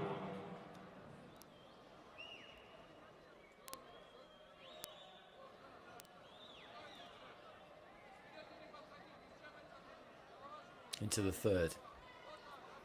Decent left hand there from Khalidov. Looking for that uppercut on the inside.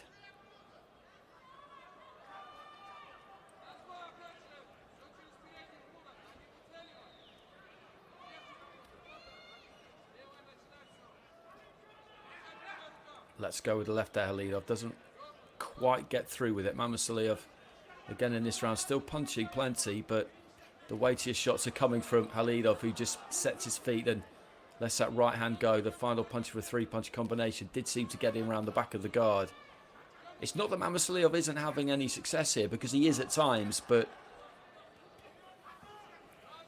it's just not seemingly having as much of an impact as the success that his opponent is having. And that's not because Mamasoliev is looking hurt or as if he's about to unravel. It's just the punches, the look of them.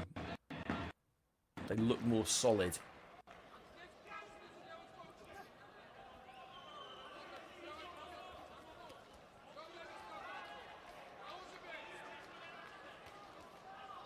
He's looking for that body at times, Mamasoliev.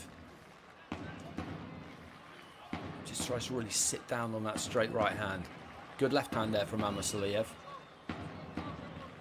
Working hard here, midway through round 3. And this is good from him. He's just managing to move Khalidov back a little bit here. As I said at the start, the aerobic fitness, if you like, should be with him.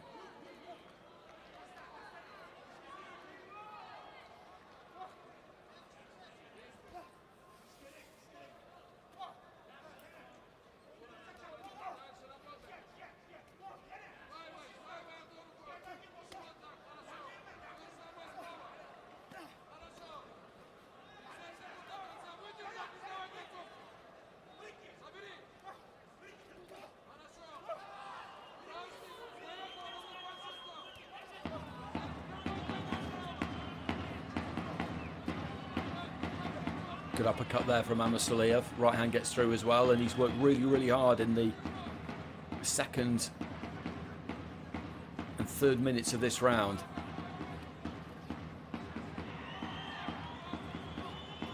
And this is what he has to do. He has to keep that tempo high, because the naturally more heavy-handed fighter, as I've been saying, is Khalidov. I don't think there's any real doubt about that. And if he's allowed to box at his pace, then he will win the fight. He will win the fight. But what Mamasoliev did really well, particularly in the second half of that round, was just lift that tempo, keep it high. And that's what he has to do. He's got to keep it there. Keep it at a level that Khalidov is uncomfortable with. Because if they settle into a kind of you go, I go, which was how it was really in the first couple of rounds, then it's going to be difficult for Mamasoliev. He cannot allow Khalidov to box at his pace.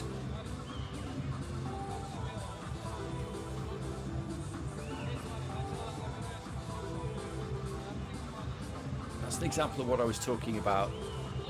He wasn't hurt by either of those, Mamasoliev, but you just see as they land, they've got that kind of shuddery effect on them, the punches.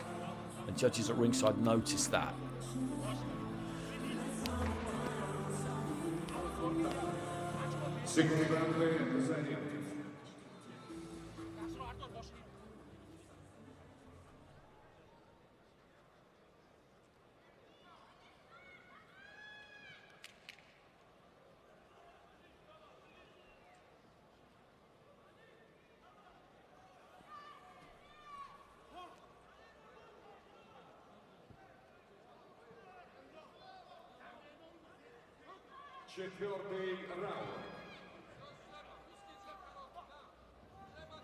So into the second half of the fight, Khalidov, the 36-year-old in the white, 10-0, but hasn't had a fight before tonight for just over 10 years. In the black, we have Mamasoliev, 18 years old, a rising star, continental and world youth champion, 2-0. So the question here, really, that'll be very interesting to see the answer to is who will hold up better in the second half, because Khalidov has got more experience, but at the same time he's been out of the ring for such a long time. Mamasoliev,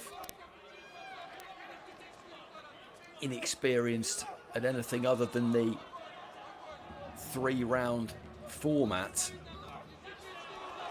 Does, however, have youth on his side. And he, as I was saying, he's got to keep that pace high. He's got to keep that tempo high. Because that's what will make things uncomfortable for Khalidov.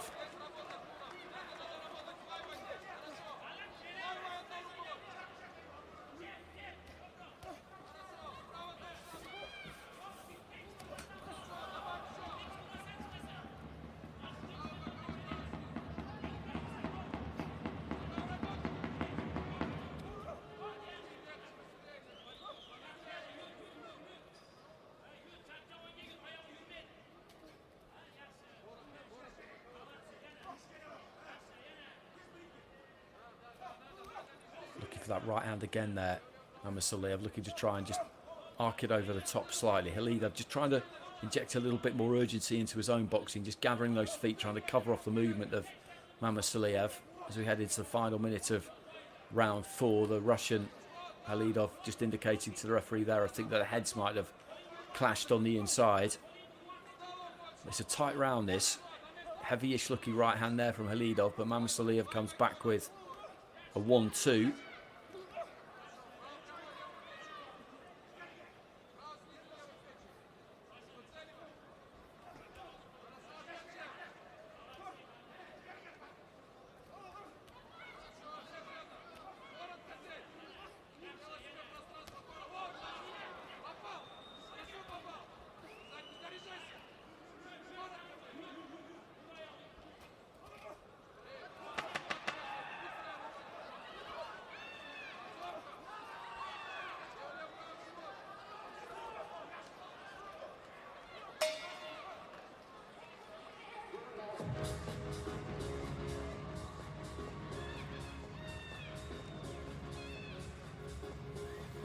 So a couple to go here. That's Murad Khalidov boxing out of that gold corner. And there's not a lot to choose between these two. Heading into the final couple of rounds, I say that this one is very much up for grabs.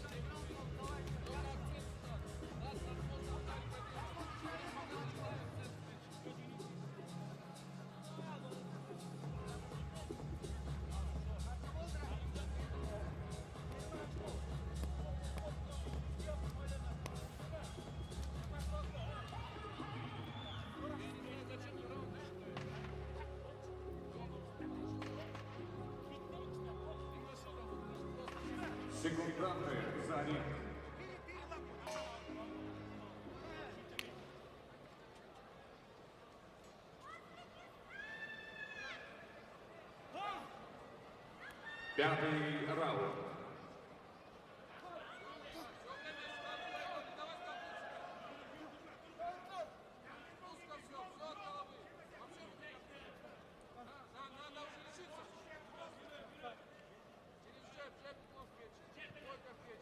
Khalidov just taking a little bit too long there to get off. He'd managed to manoeuvre his man back towards the ropes and he was within punching distance and he just didn't really let anything go.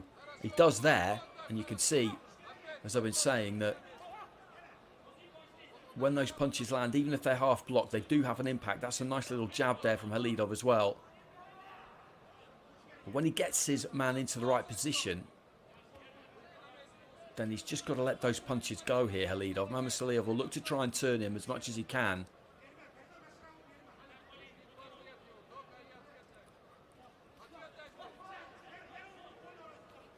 And try and keep busy. Just a little double jab there, but it's a tap with the jab really, then the right hand. And nothing that Mamasoliev is throwing here is really bothering Khalidov, but it's keeping him busy, it's occupying him. So when he finds that bit of room, that bit of time where Mamasoliev isn't really doing anything, that's where he's got to try and capitalise. Just like here, he's just trying to back off here, Mamasoliev, and just nick a rest there for 3 or 4 seconds, and that's where Khalidov can really get something done, you feel.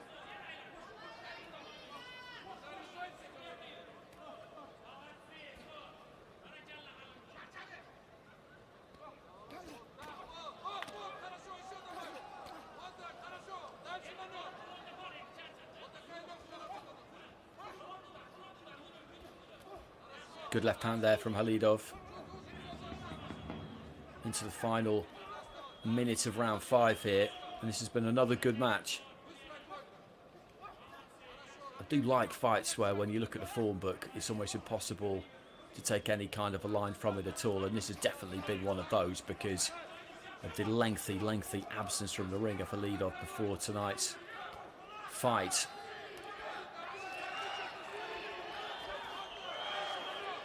Just made to back off there, Mamasoliev, and I think he's just beginning to feel the pace a bit here, possibly.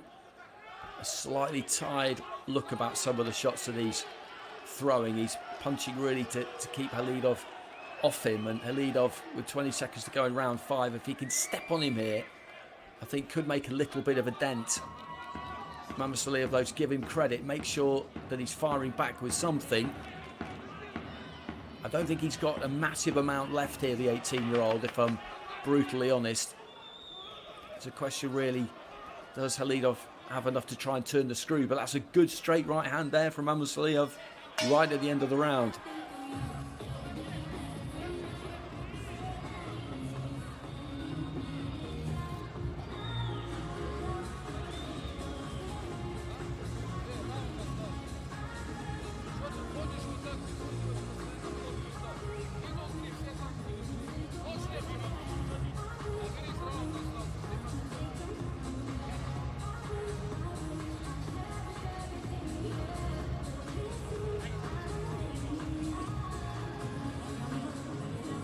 This is tough for him, you can see that. It is tough. They've got the ice on the cheek. Q-tip up the nose there. He's got 3 more minutes remaining here, and it's close this. It is a close fight. I would say personally that Khalidov has probably got his nose in front, but it's down to the judges at ringside. Khalidov, as I've been saying, is the heavier-handed of the two. But Mamasoliev has kept the tempo high as much as he could for as long as he could in this fight. Has worked hard, has let plenty go. Has got through with some decent shots. None of them have really bothered Khalidov. Of the two, I would have to say that Khalidov has done more damage to Mamasoliev than the other way around. And Khalidov, at the start of the final round, comes out southpaw, just giving his opponent a different look. Good straight left hand there from Khalidov.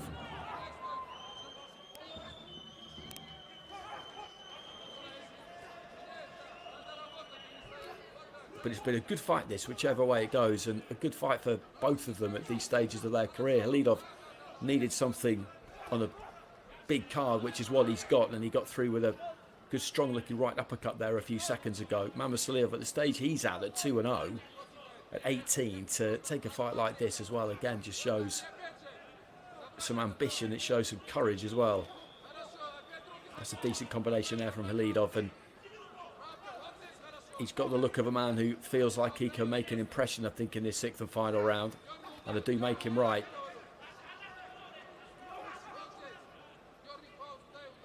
The punches that Mamasoliev are throwing now are really designed just to keep his opponent off him more than try to hurt him. I think it's fair to say that. There's that left hand on the inside from Khalidov. Goes down to the body with the left hand as well. Still working very hard here, Mamasoliev. Good uppercut there from Khalidov, who after a long time out, I think, has found his range and his rhythm increasingly as the fight has gone on. Heading into the final minute. Good distance there from Khalidov as well, but decent defence from Mamasoliev, who had that left glove in place. But he hasn't got too much left now, I don't think, the teenager, which is completely understandable.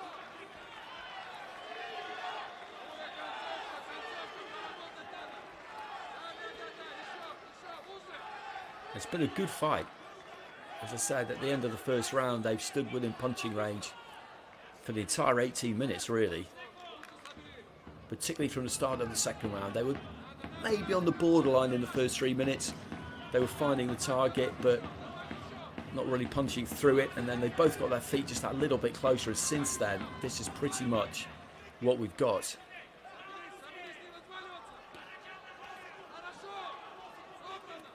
So that's 10 seconds.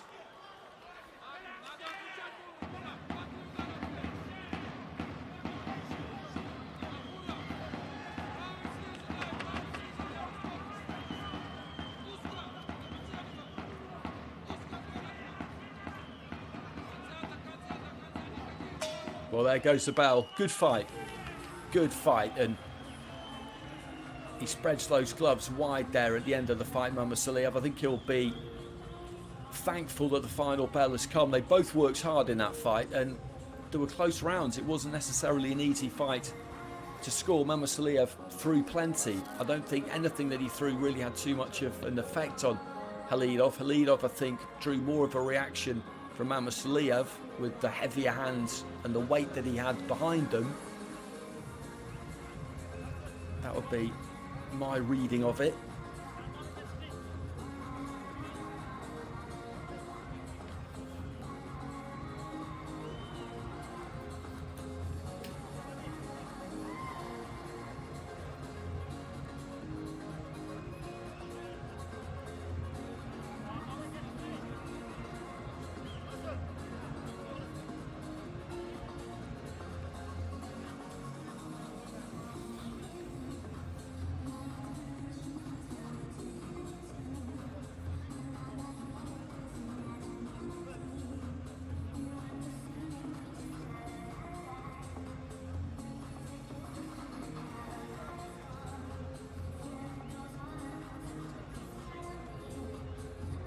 So just waiting for these two to be called to the centre by the referee. Our MC is in position, ready with the announcement. But whichever way this does go, this was a good fight to take for Mamasoliev. I give him credit for taking it at 18 against somebody much older, more experienced. Yes, he'd been out for a long time, Khalidov, but you can see that he's a good fighter.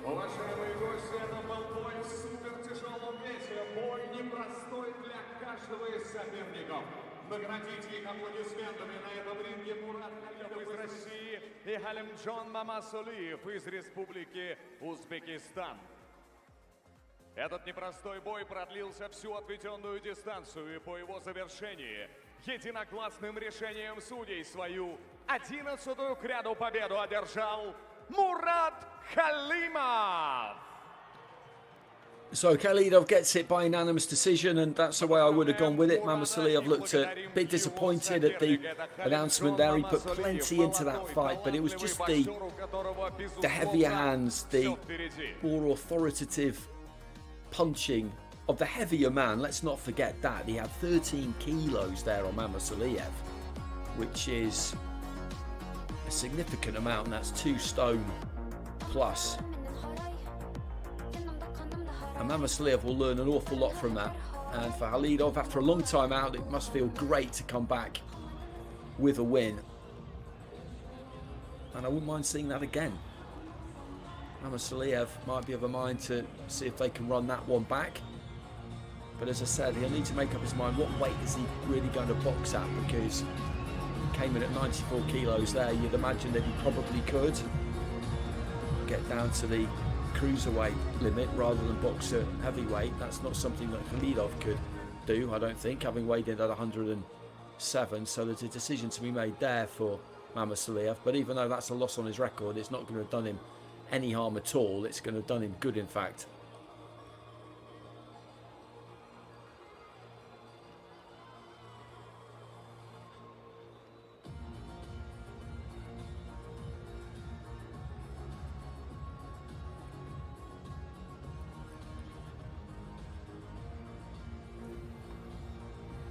Next up, we have another home fighter, Davlat Boltaev. He boxed at the Paris Olympics. Unfortunately for him, early on in that competition, ran into the eventual gold medal winner in Lazizbek Mulajonov. He's an Asian Games champion as well, as a senior and at under 22 level. He's up against Zacharie, Serge, Mvogo Amougou of Cameroon, making his pro debut.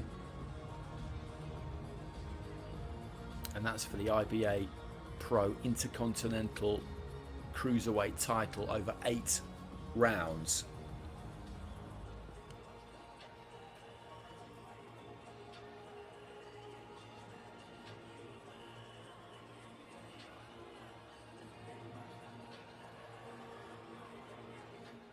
Уважаемые гости и зрители, мы продолжаем международный вечер бокса «Роль» в IBA.PRO 6. Чемпион Азии против чемпиона Африки в бою за вакантный титул интерконтинентального чемпиона в супертяжелом весе по версии IBA.PRO. В распоряжении соперников претендентов из Республики Таджикистан и Республики Камерун 8 раундов. И они не оставят вас равнодушными. Ladies and gentlemen, we continue the International Rolf IBA.PRO 6 boxing night.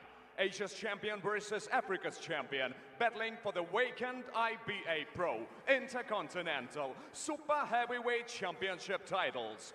These warriors from Republic of Tajikistan and Republic of Cameroon have 8 explosive rounds to prove their dominance.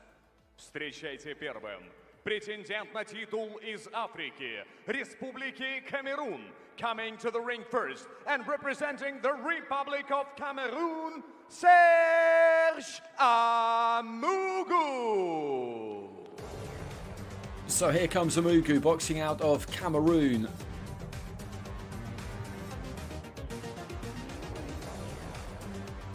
All African Games gold medalist, as you can see there. Went to the African qualifier for Paris 2024, but didn't manage to make it through to the Olympics. This is a pro debut for him and a really good opportunity on a big stage to show people what he is all about.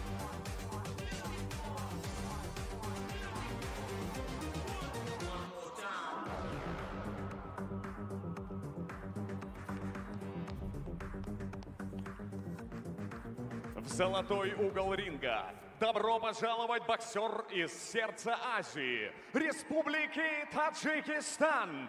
Please welcome the contender from the Republic of Tajikistan, as Dili Asio, as Tajikistan, Davlat Boltaev. Davlat Boltaev, a big star in Tajikistan, a bronze medalist at the Paris Olympics. As I said, he ran into Lazizbek Mulajonov in the semi-finals, who went on to eventually win gold. The 2023 Asian Games champion, Asian Under-22 champ the year before that. 4 fights and 4 wins as a professional. He made his IBA.PRO debut last April, a split decision win over 6 in Kazakhstan, and then drew in March in Moscow against Ramazan Kamukayev. И я представляю вам официальных лиц титульного боя. Introducing you the officials. Президент Международной ассоциации бокса IBA, the president of the International Boxing Association Umar Krimlov, promoter, генеральный директор IBA.PRO, promoter, CEO of IBA.PRO Al Siesta, supervisor IBA.PRO, supervisor for the IBA.PRO Maxim Chernichuk, Moldova. Боковые судьи, ringside judges, Bagrat Avayan, Armenia, Alisher Altayev, Kazakhstan, Валерий Пастухов, Молдова. Хронометрист, timekeeper, Ниязеддин Мирбабаев, врач у ринга Юнус Шарипов. И с ударом гонга, рефери титульного поединка, referee of the title bout, Мансур Мухиддинов, Таджикистан.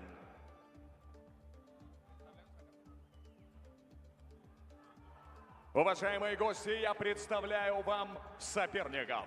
Черный угол ринга. За спиной боксера с африканского континента. Ему 31 год. Его рост 187 сантиметров, вес 99,9 килограмма и ни одного лишнего грамма. Он чемпион панафриканских игр и более ни одного лишнего слова. Его называют монстр из Республики Камерун, города Яунде. In the black corner, the African Colossus, 31 years of pure power, standing 187 centimeters tall and weighing in at sculpted 99.9 kilograms. The All-African Games champion who lets his fist do the talking. From Yaoundé, Cameroon, they call him the monster, Serge Amougou. В золотой том углу ринга боксер из Республики Таджикистан. Ему 26 лет. Его рост 188 сантиметров, вес 109 килограммов 450 граммов. На олимпийском ринге он становился чемпионом Азии среди молодежи, чемпионом азиатских игр и бронзовым призером Олимпийских игр в Париже. В профессионалах провел 4 боя, одержал 4 победы, 2 из которых нокаутом, из города Душанбе. In the golden corner, Tajikistan's Olympic juggernaut. At just 26 years old, this 188 centimeters tall, 100.945 powerhouse boasts an amateur resume that speaks volumes. Asian Youth Champion, Asian Games gold medalist, and Olympic bronze medalist from Paris. Since turning pro, he has a perfect record of 4-0, with 2 knockouts that left opponents staring at the lights. From the fighting capital of Central Asia, Dushanbe's finest, Davlat, Tajik, Boltaev! И с ударом гонга ответственный за происходящее в ринге. Referee of the title bout, Mansur Muhyiddinov, Tajikistan.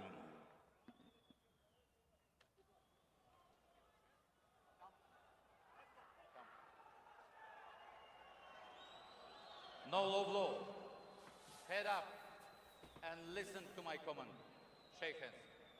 IBA President Umar Kremlev taking his place at ringside for this heavyweight clash between Davlat Boltaev and Serge Amougou. Both of them given a big build up there by Sergei, and correctly so. Boltaev with that bronze medal at the Paris Olympics. That was in the heavyweight division, not super heavyweight, so he's put on a good amount of weight since then, deciding as a professional to be boxing in that biggest division. And you look at the shape on Serge Amougou there. He's not quite as heavy, but he was described as a sculpted 99.9 kilos, which is exactly what he is.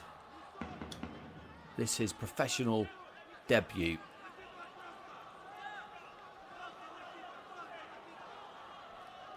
The IBA Intercontinental heavyweight title on the line here. Boltaev in the white, Amougou in the black.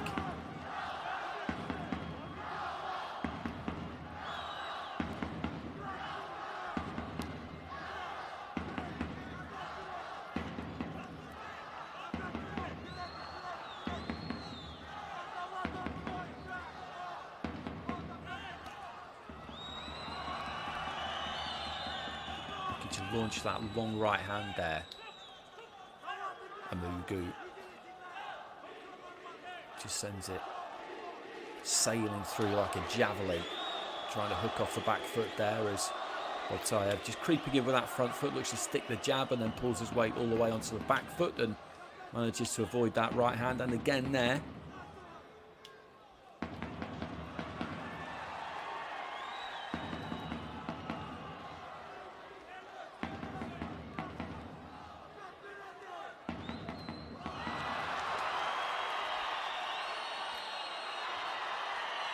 as a pro heavyweight, he's put on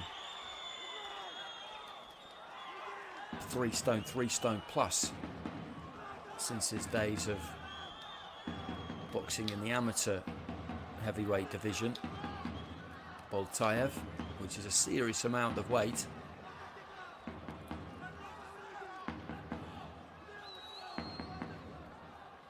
He's got good quick hands, you can see there.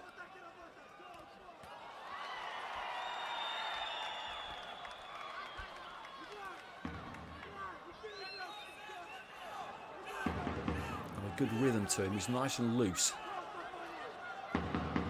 Again, just making Amougou fall short with that right hand, and then steps in and lets his own left hand go.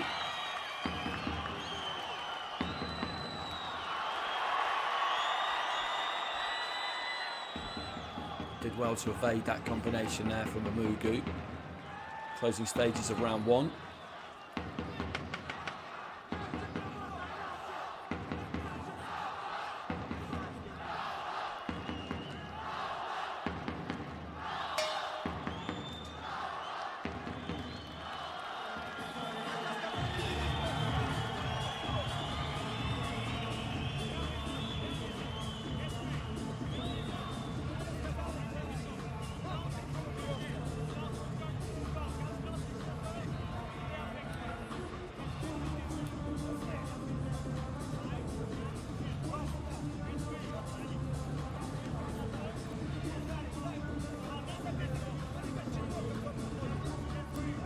He's looking for that long right hand, Amougou.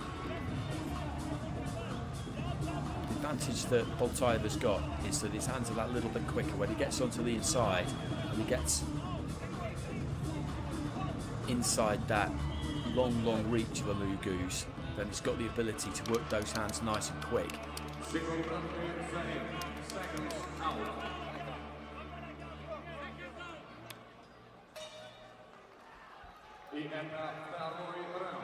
Round 2.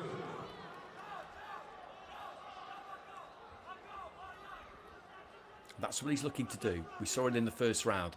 Working in behind that jab, that lead left hand, he doubled up on it there and then looks for that long right. Boltaev can see that coming, and what he'll look to do when he does see it, but what he's done so far, is pull his weight all the way onto the back foot and just allow it to fall short. Just tuck his chin in behind his shoulder like he did there to avoid that long left hook from Amougou, who's throwing plenty here, but not much is landing.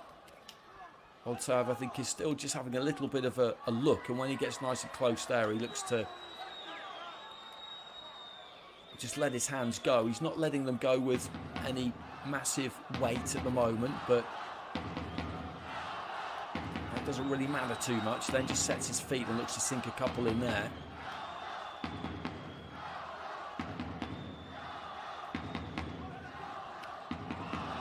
A cuffing right hand there for Boltaev, then goes down to the body.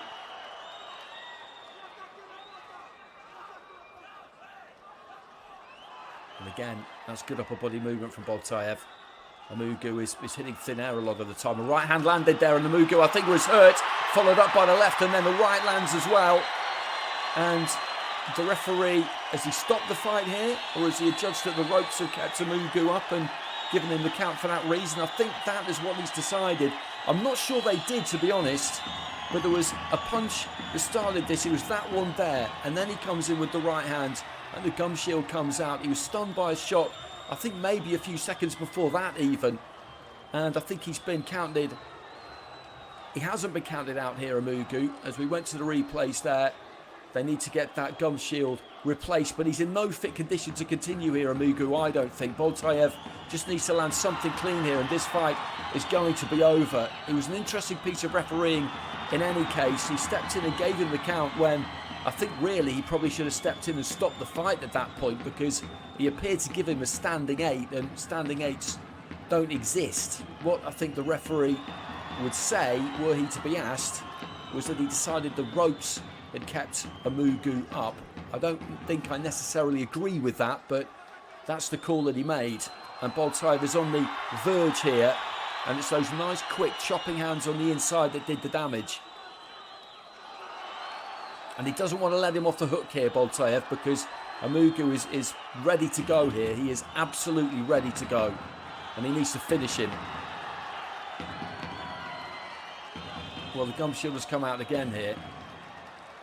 He's not spitting this out deliberately. He just can't keep it in because he's scrambled. He is scrambled here, Amougou. If he could get through to the end of this round, he'll have done really, really well.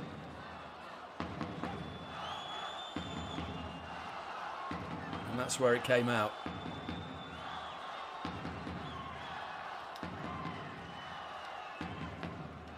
He just needs to be accurate here, Boltaev. Right hand lands, Amougou again just staggered, backing up. Right hand lands again, he's half turned his back, the left hand lands, and the referee should stop this fight. He's counting referee here, but he just needs to stop the fight. Amougou is absolutely all over the place. He's going to get counted out, surely. He's back on his feet. There's only a handful of seconds remaining in the round, but he's in no fit condition to continue here, the Cameroonian. He really isn't. And the corner should have stopped this, because this is only going to go one way. The gum shield has come out again, and they're going to get that rinsed off and replaced, and they've got a few seconds remaining before the end of the round. And okay, then he will get the minute in between to recover. But he's got no chance here, Amougou, absolutely none. And I think the fight now has been stopped. I think the fight has been stopped, and Boltaev has got a good win there. He's got lovely quick hands on the inside. And when you just vary up that weight of shot, that's when you can really do some damage. And that's what happened when you got him going. He was nice and close. He landed a punch that didn't really look like much, but you could see immediately that it registered. Then he followed it up with a couple. and he was banging trouble from that point on, Amougou, and the referee deciding to count him the first time. It's kind of academic now. As I said, I think he did it because he felt that the ropes kept him up, or he could justify a count because the ropes had kept him up. And you see referees do that sometimes. He didn't necessarily want to stop it right at that point. So he gave the count, and it was only really from that point on a matter of time. And I'm glad to see Serge Amougou on his feet there and finishing this fight without getting badly knocked out, because that was a real possibility there as he regained his feet after that second knockdown, and it looked for a while there like the fight might continue. Even if there's only a few seconds left at the end of the round, then that could still be far, far too long. But that's a good performance from Boltaev. It really is, against a fighter who came in sensational shape, an All-African Games gold medalist. And they've got something here, Tajikistan. They've got somebody who they can really pin some hopes and dreams on, I think. He's a big, big name already because of that Olympic Games bronze medal. IBA, President of the International Boxing Association, Mr. And the IBA president, I think, just making his way up into the ring here, Umar Kremlev, to present Boltaev with the title, the IBA.PRO Intercontinental Heavyweight title.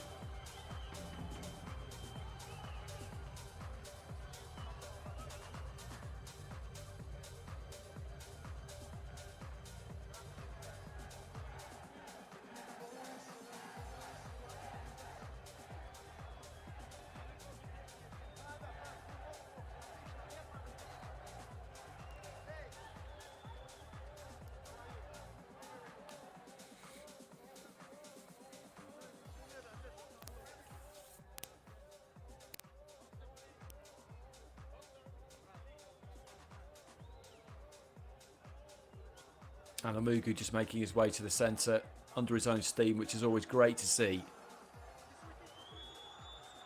Уважаемые гости и зрители, все произошло на ваших глазах. На второй минуте второго раунда Мансур Мухиддинов остановил поединок. Техническим нокаутом свою пятую кряду и третью досрочную победу в карьере одержал Davlat Tajik Boltaev.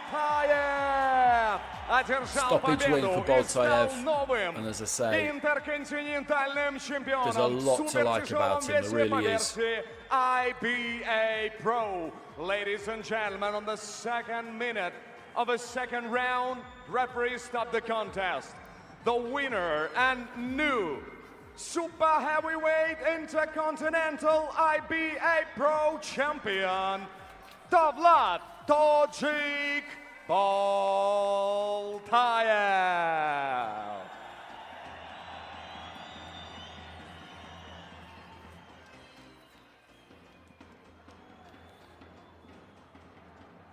Его соперник выглядел по-настоящему угрожающим, и благодарим его за смелость. Это Serge Amougou из Республики Камерун. Merci beaucoup. Давлат, несколько слов для зала, который с радостью и восхищением смотрел за твоей победой. Народ Таджикистана, бачо, салам алейкум! That's the punch that Amougou was looking for, that long right hand. Didn't quite manage to land it. And that was the left hand, I think, in the second round that really got things going for Boltaev. Lovely overhand right there too. Zalilov, Kool, президент Федерации бокса. Как наша федерация поменялась за 2 года, вот такие результаты с поддержкой федерации, а также нашему президенту, лидеру Эмомали Рахмону, нашему лидеру, спасибо большое за то, что у нас в стране есть такие возможности. Щербачой Нари Тоджи, Пахат Бапеш! А я забыл своему тренеру Бабаджану Али, спасибо, сказал, он шаг куда-то ушел, а также впереди Али с Центра прогресса бокса, где я проходил свою крайнюю подготовку. Большое спасибо от души всем.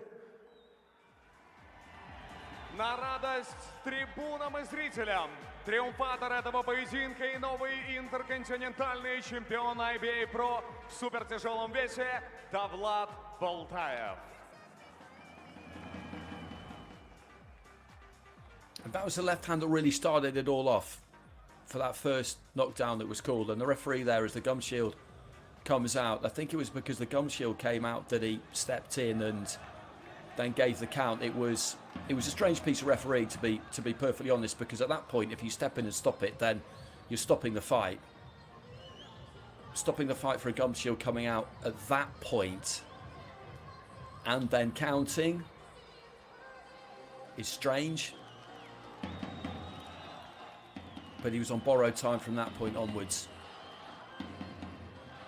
And when he gets hit by that left hand that he can't possibly see and goes down in the corner, at that point, the fight should have been waved over. But it did get stopped. It did get stopped without any further danger or damage to Amougou. But there's that left. It's a little bit like the punch that Deontay Wilder got hit with against Yerzhan, where he'd half turned his back, and as he turned around, he got caught. And as I was talking about earlier in the night, brace mechanisms are key in boxing, and there were none in effect there at all for Amougou when that punch landed, and it would have been good to see the referee just wave the fight off at that point.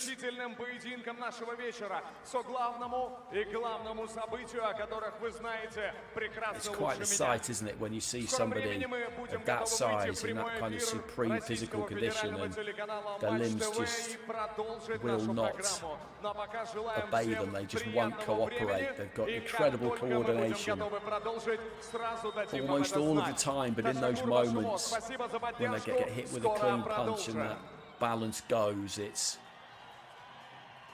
kind of amazing, really, just to see how vulnerable they then look.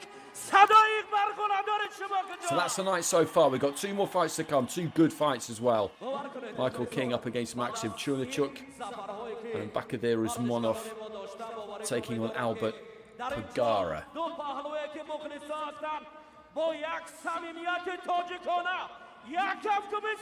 Stoppage win for Evgeny Kool at welterweight. And decision wins in the other two fights.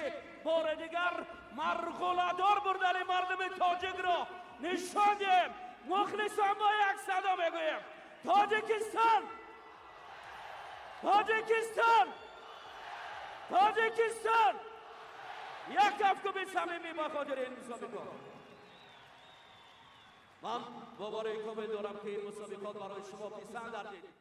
Nabardi Davlat ro shmo chiguna pezurub kod. Mukhlisani aziz, Davlat ro chiguna tarafdori mekune. Olo dar injo Sadi barodari azizi bas. Mam bobare doram ke baroy mukhlisan yak nakhorai Tajiki rafte ba 100 bezane. ضربه های خود را برای مخلصان نشان بدهیم. بالاتر ساده رفتیم. دستگیری شما مخلصان بالاتر.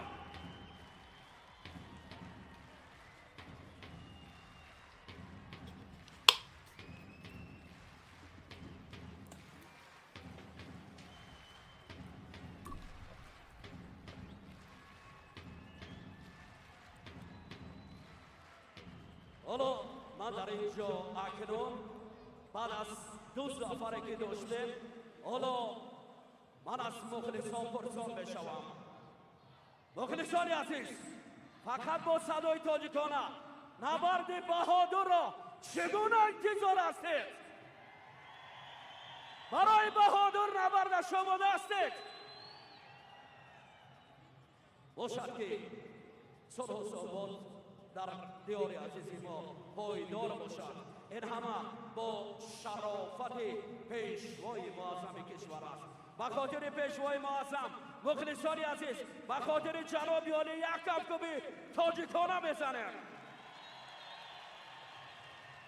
همچنین بار دیگر اظهار سپاس برای شهرداری شهر دوشنبه، رئیس شهر دوشنبه محترم رستم امامعلی، کفکوبی‌های شما مخلصان به خاطر شما. اظهار سپاس برای رهبریت فدراسیون بوکس جمهوری تاجیکستان در شخصیت کاملجان میرزا علی یک کمکم بخاطر رهبری فدراسیون و همچنین بار دیگر جناب عمر کربلیاف رو یک کمکم میزنه. Welcome to Tajikistan. باوری داریم بعد از چند لحظه که تنفس بشود ما دوباره با این رینگ برمیگردیم. ما را همراه باشید. مخلصان عزیز Are you ready؟ با هم باشید.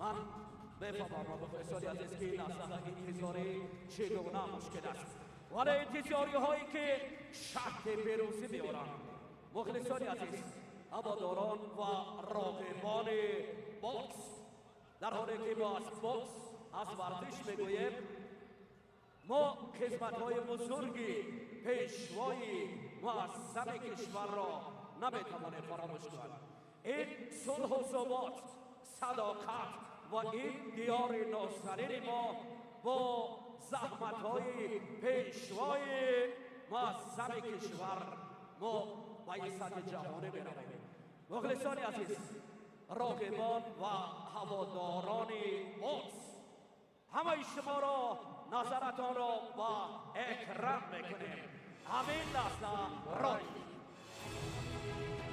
منبرش از پرده مکتب منبرش از درزه دهقان چهرهش خلقی صورتش خلقی سفرهش خلقی رهبر از جوش مردم از دل و جان و جگرها با صدایش سخت عادت کرده همچو با زنگوله دولت همچو با زنگوله ملت همچو با زنگوله مکتب چون که در رویش روی ملت را هم می‌بینه چون که در رویش روی ملت را هم می‌بینه نور ملت را هم می‌بینه چون که از پیشانه پهنش همه خانه ما خط تقدیر ملت شاهراهش چهار جانب تخت هموار از دوشنبه تا بدخشان از دیار صبح تا خاتمان در کف دستش همه تازند در کف دستش همه رانند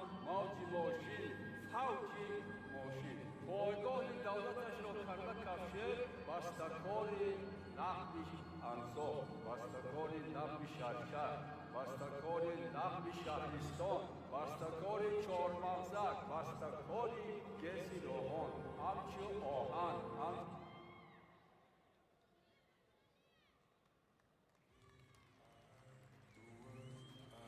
مخلصان عزیز دستگیری شما بخاطر آغاز نبردهای امروز ولی در اینجا وقت کمی دیگر باقی بماند با انتظار هستیم حالا برای دستگیری یک مشتر دیگر بریم با صدای بلند بگیم بهادور اسمانov مخلصان عزیز نبرد بهادور را انتظار باشد یک کم کمید صمیمی بی بهادری آغاز لحظه پس رقابت ها شروع میشود دور نباشید با هم تماشا بگیریم و حلاوت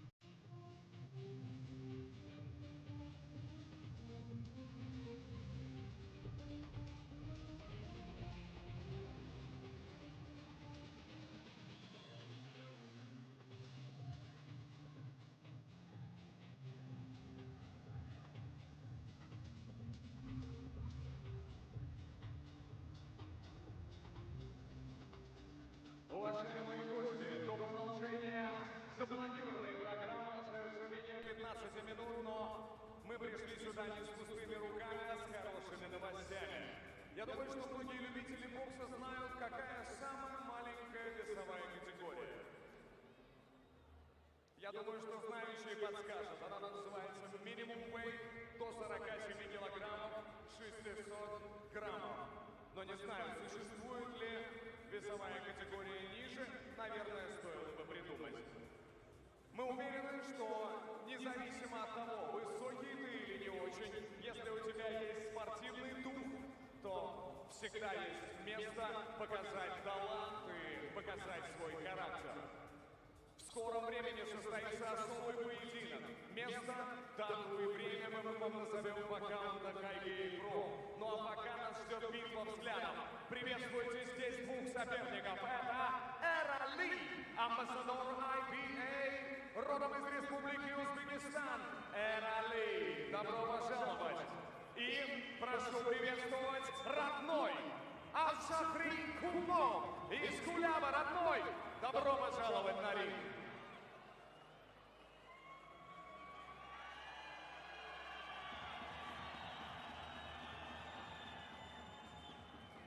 В чем мы точно не сомневаемся, в том, что характера у вас хватит на кого угодно. Родной, Эра Ли, я прошу вас оказаться на середине и посмотреть друг другу в глаза. Ladies and gentlemen, the face-off of Эра Ли from Uzbekistan and родной Zacharie Kool from the Republic of Tajikistan.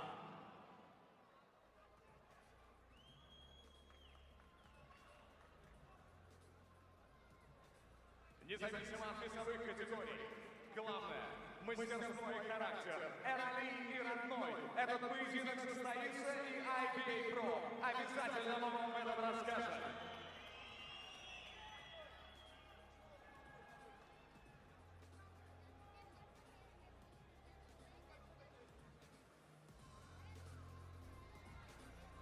Родной, Эра Ли, не уходите, несколько слов. Родной. Какие планы на бой? Когда начинается подготовка или уже занимаешься боксом вовсю?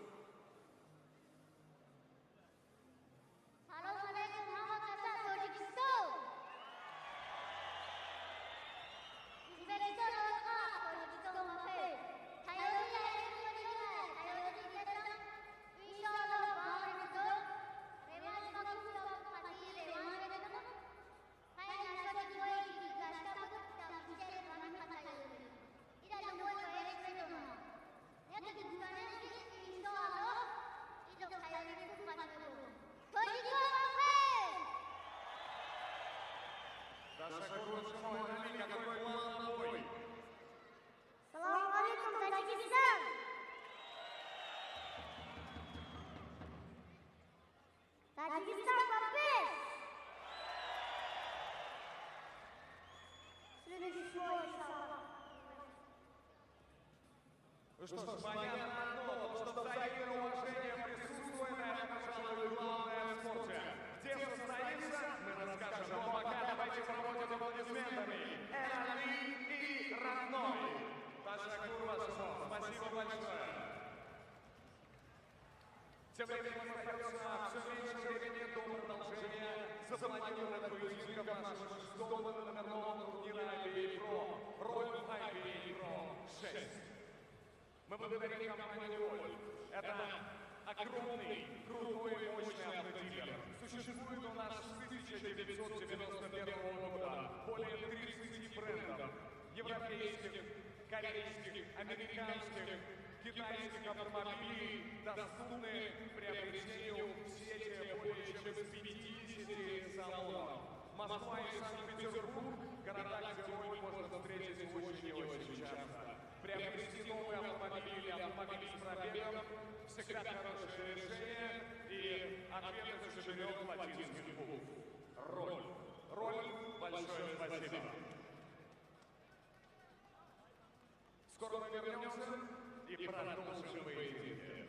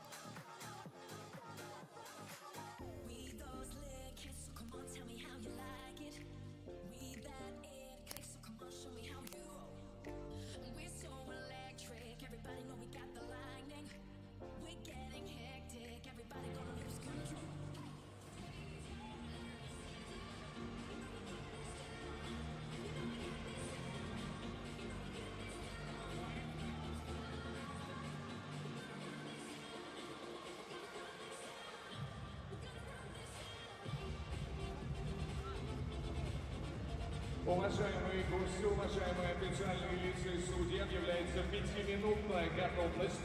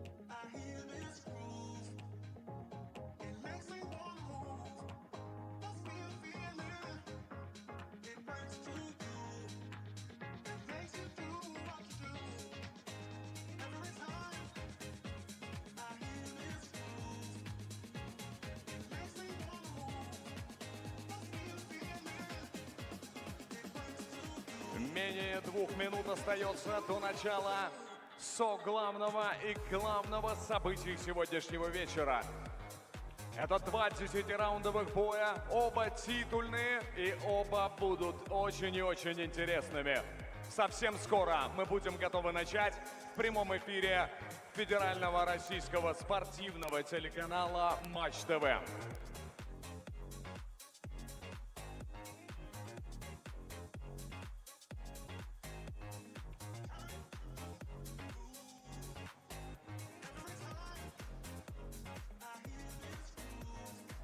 Также нас можно будет увидеть на телеканале Варзиш, о нем вам рассказывать не нужно, канал знакомый здесь каждому. Менее минуты до начала.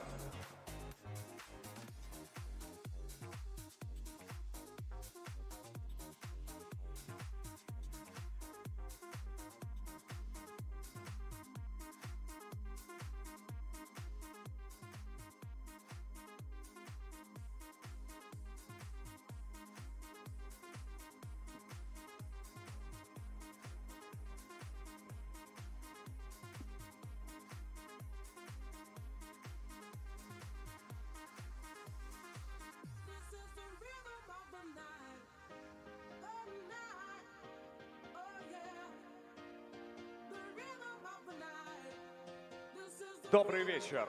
Добрый вечер в гостеприимной столице Республики Таджикистан.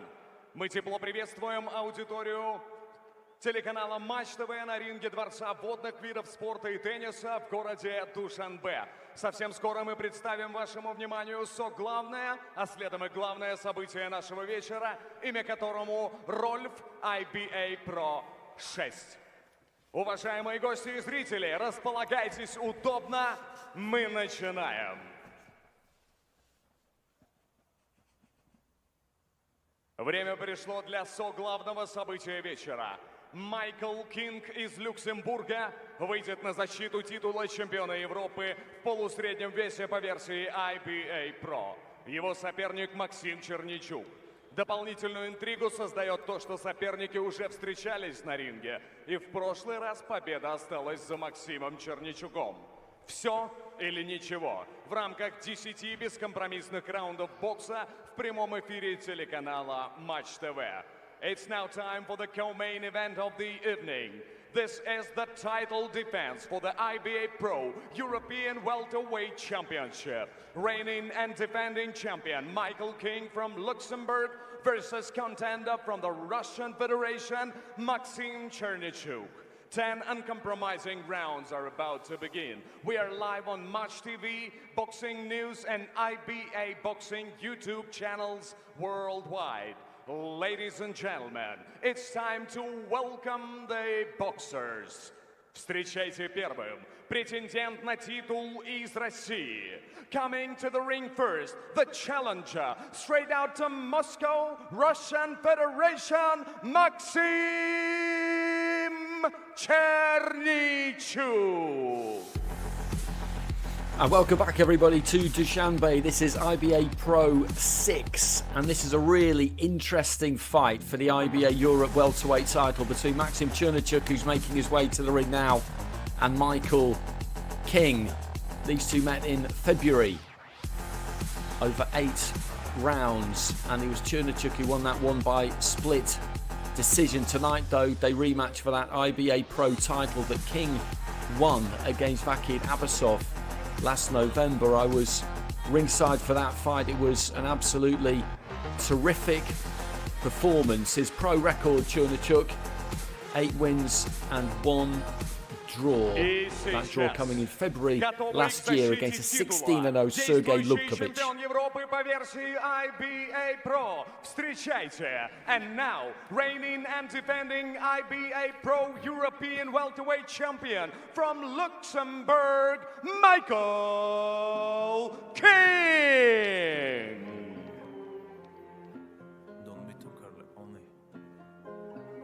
He's a great boxing story, Michael King, from Kinshasa in the Democratic Republic of Congo. He came over to the UK actually in 2014 to join his family who'd already moved over, set himself up in Tottenham, started boxing in 2017 and gathered a pretty good record after a couple of defeats early on, both in the away corner. He then met Al Siesta, who's in the ring there tonight, CEO of IBA.PRO, started managing him, got in some fights on some good cards. I saw him box in September 2023, a really good win against Kai Jimenez, followed that up with another good victory against Reese Woods, and then, as can happen in boxing, out of nowhere almost, his last 3 fights have come in Russia. There was the win in Samara against Abasov. He was in the away corner that night. It was a really good performance. A few weeks after that, he was in Ekaterinburg, where he drew over 8 rounds against Bobo Usman Baturov, who was a top amateur. Then in February, that first fight against Chernichuk. So a young man from the Democratic Republic of Congo, who then moved to London, who's now based in Luxembourg, seems to have found a real boxing home for himself in Russia and now Tajikistan, and I think with IBA.PRO as well. So it's just such a good story, and this scheduled for 10 rounds, and that's the mascot he always makes his way to the ring with, that little monkey just wrapped around his neck. And it's a slow walk. taking his time. And the build-up between these two has been interesting this week as well. Pretty playful most of the time, but he does have this ability, King. I've seen it when I've seen him box in the UK, particularly in that fight back in 2023 against Jimenez. He has the ability to wind opponents up. I don't quite know what to make of him. Just Pritchard there in the corner. Part of Shane McGuigan's gym in East London, who trains the likes of Lee Cutler, lead trainer for Lee Cutler.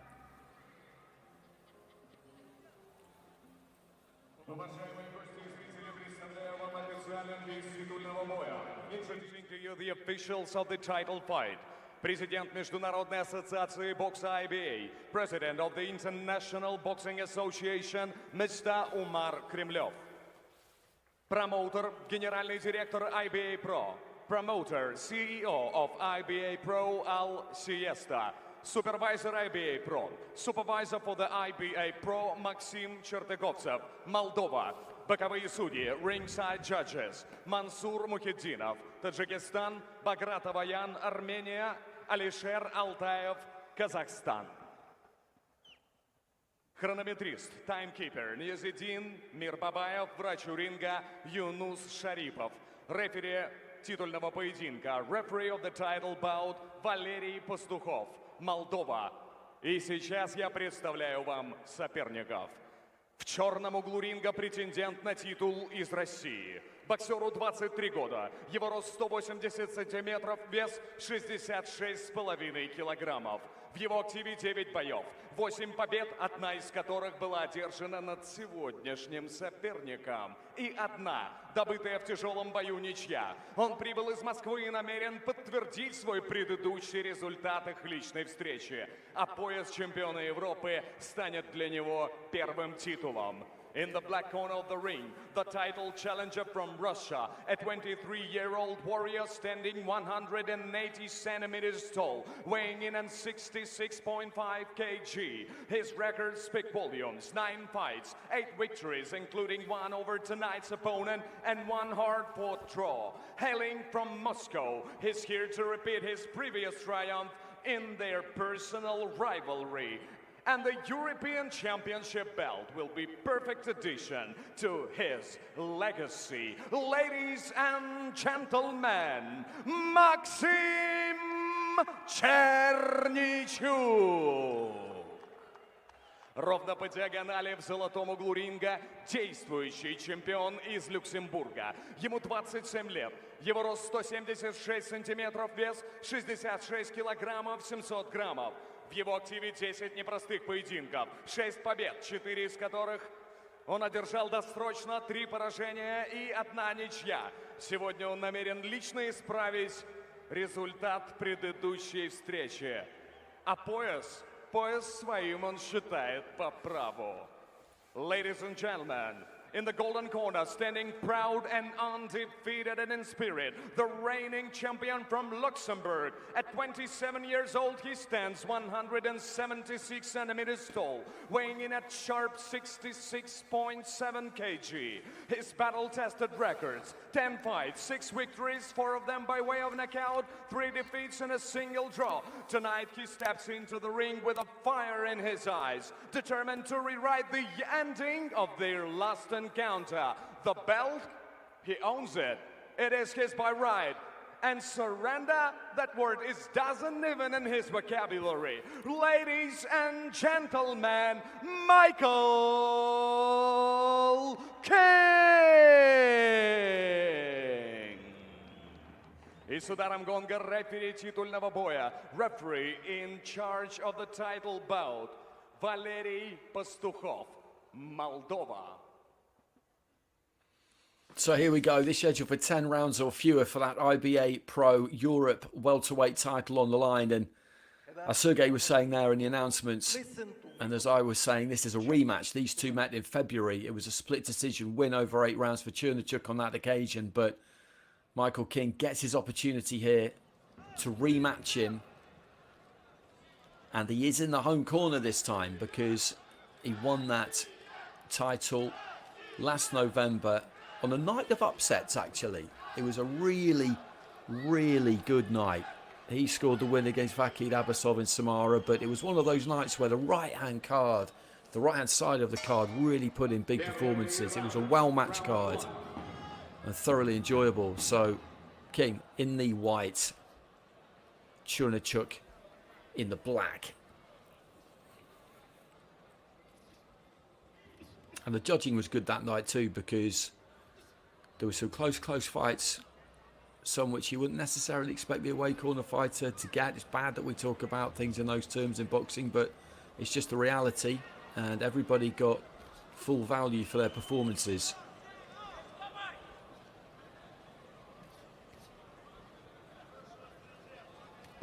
Getting nice and low there, Chernichuk. King just trying to use that lead hand. Good jab there from Chernichuk though.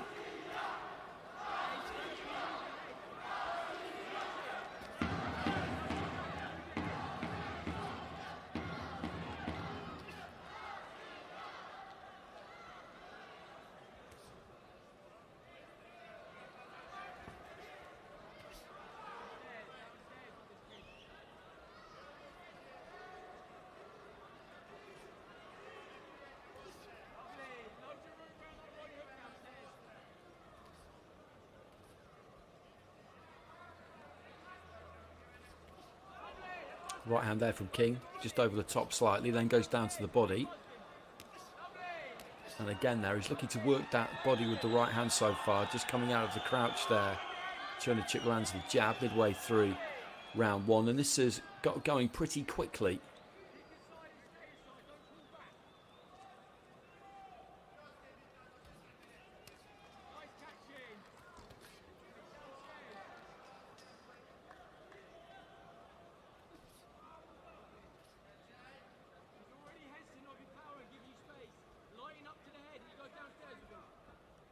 The advice from the corner there for King is, I think, just to try and get those elbows up of Chernichuk's by going up to the head and then sink them into the body. I think maybe they feel that there is damage to be done there into the final minute of round one.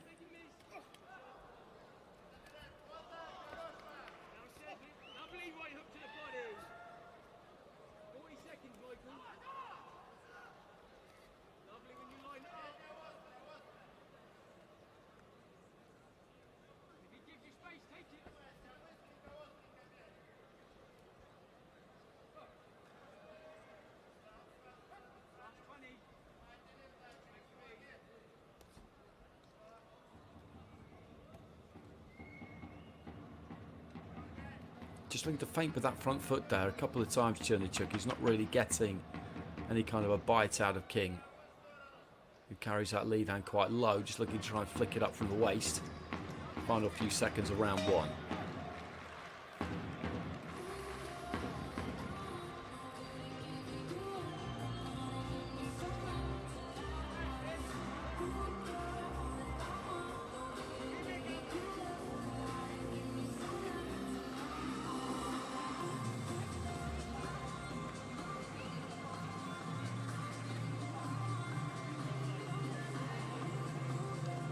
There's that right to the body that he's landed a good few times in that opening round. You could hear the corner call for it as well. Maybe that's something they identified after that first fight. Getting nice and low there, King, so you can see he can not explode upwards exactly, but just get good power on it.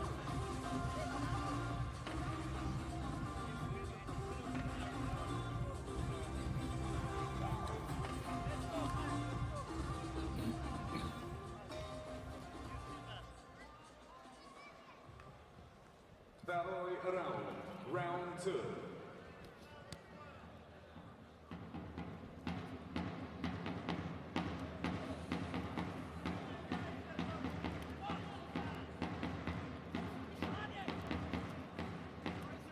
Chernichuk's come out a bit busier at the start of the second round. Just trying to really lance with that jab, but again King just steps in and finds that right hand to the body. There is space in around the back of that left elbow. He's finding it regularly. At what point will Chernichuk really start to feel those? And again there he lands it.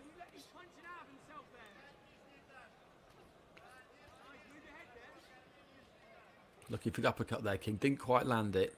Chernichuk just leaning on.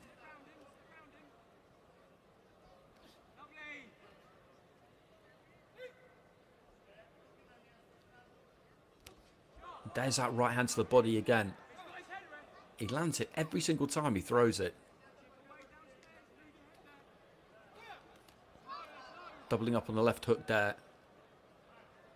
Chernichuk, the referee, just having a quick word with King. I'm not quite sure what about.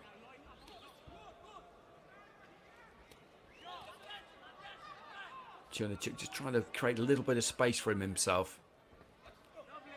Looking for that big overhand right, but doesn't land it.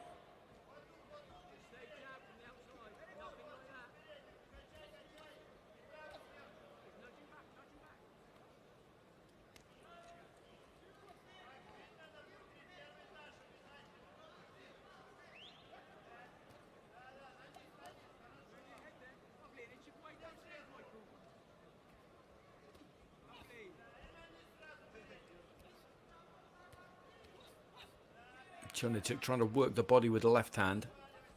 It's the final minute of round 2.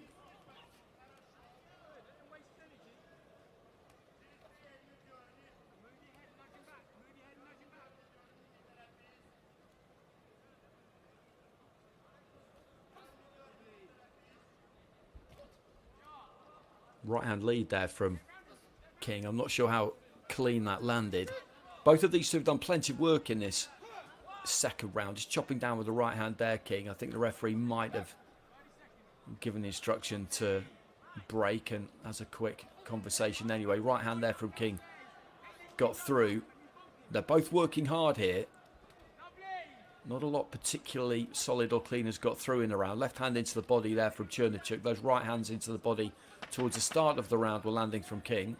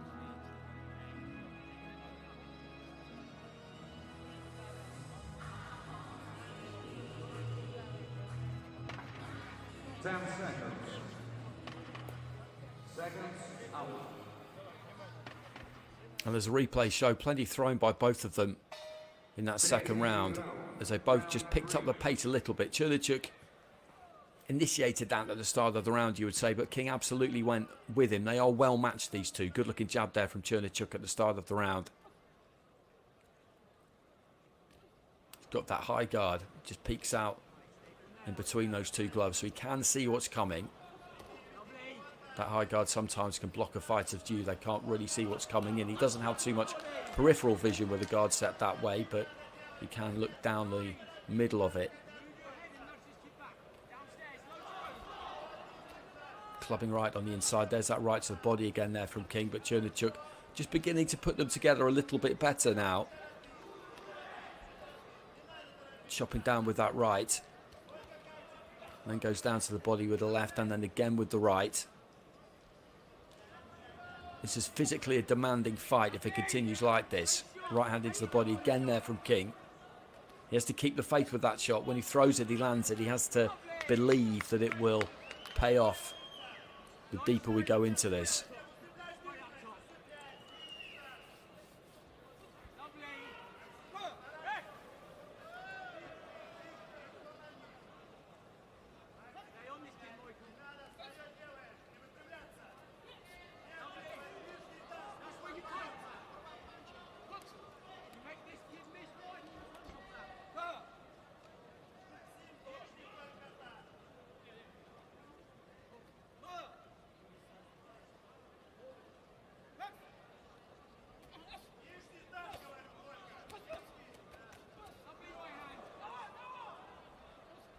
Landing the right hand there, King. That's good use of the left there again, though, from Chernichuk. But King just looking to get through with that right hand again, and then pushes Chernichuk back, and I think feels like he got through with a couple there at least, because he's letting his hands go a little bit. But Chernichuk is doing exactly the same thing, heading into the final minutes of round 3.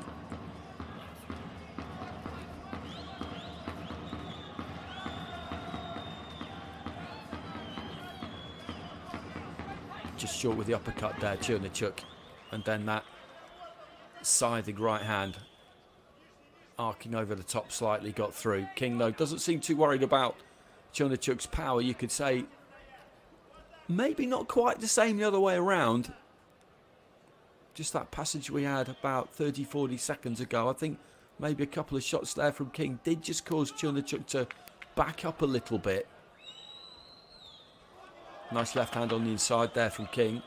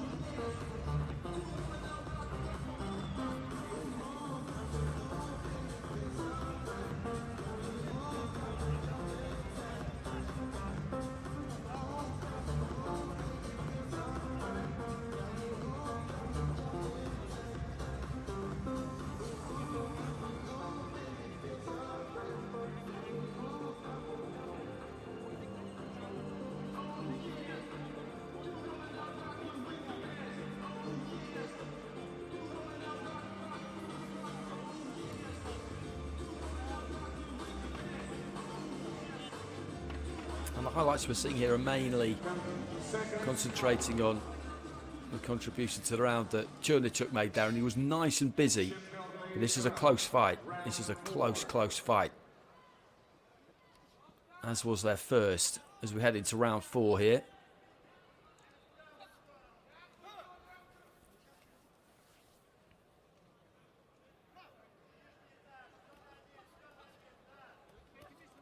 There's that left to the body, and Chernichuk, as he moves in behind that jab, will look to throw that. He really gets good torque and rotation into it, puts everything into it. King with that right to the body himself, then just looking to get on top of Chernichuk a bit. I think what he knows, King, is that he's got to go with Chernichuk here in terms of work rate, because Chernichuk is one of those busy kinds of fighters. The last thing you want in a fight is to get out-hustled, to get outworked.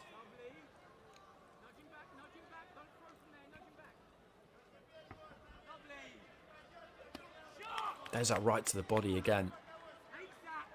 He kind of throws a decoy almost with the left hand, dips his knees, and then really rips it. He's not feeling them yet, Chernichuk, but there can always come a point in a fight where somebody's soaking it up and then all of a sudden they can't do it anymore.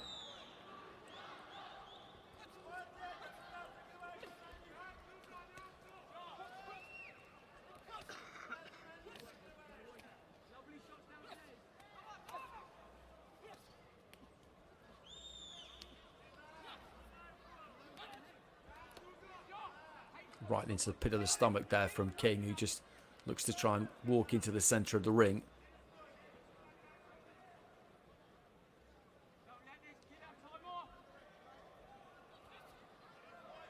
The corner just encouraging King then not to let Chernichuk take some kind of a rest there.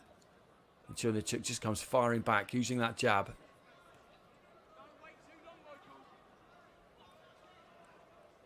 Throws that right hand and then rolls away off the back of it, Chernichuk. There's that left to the body again.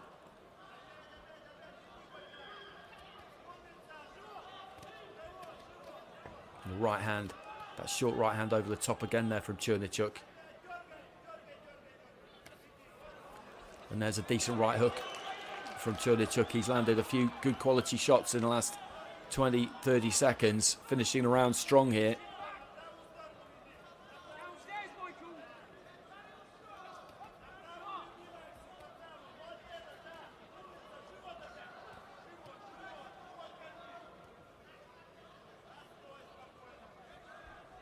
Little step off to the right-hand side there from Chernichuk just to change the angle. And these rounds are absolutely crucial, these middle rounds. King has got to stay with Chernichuk. He's got to try and match him for work rate, for effort, or he could be in danger of slipping behind here.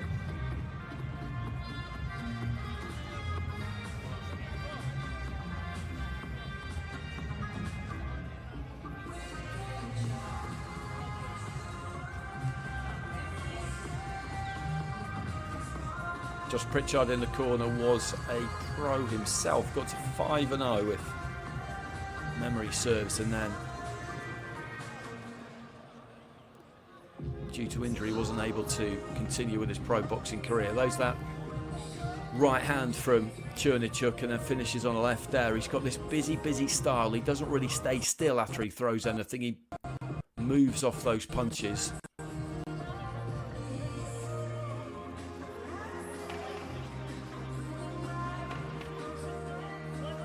Seconds out. Пятый раунд. Round 5. Referee just telling the pair of them to keep their heads up there. I think it's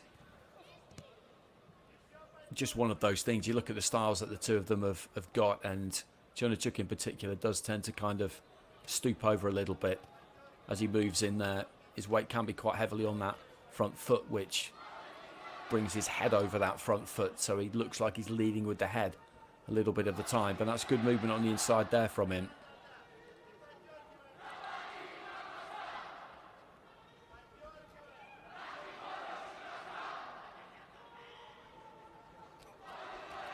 Left hand on the inside there from King, I think got through, but he didn't draw any kind of reaction from Chernichuk. He just slides underneath that jab again, and King just trying to hold his ground here.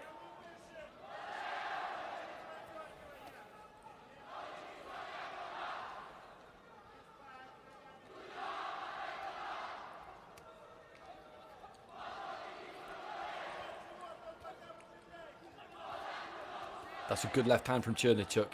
Rattled a couple into the body, and then you could see the chin move there as he went upstairs. King just trying to cover that movement off, but catches a right hand as he moves in. An uppercut lands there from Chernichuk as well. He turns around that front foot and then just spins off. He's finding a good groove here, the Russian fighter, a nice rhythm. Left into the body there from King. And continues to go downstairs.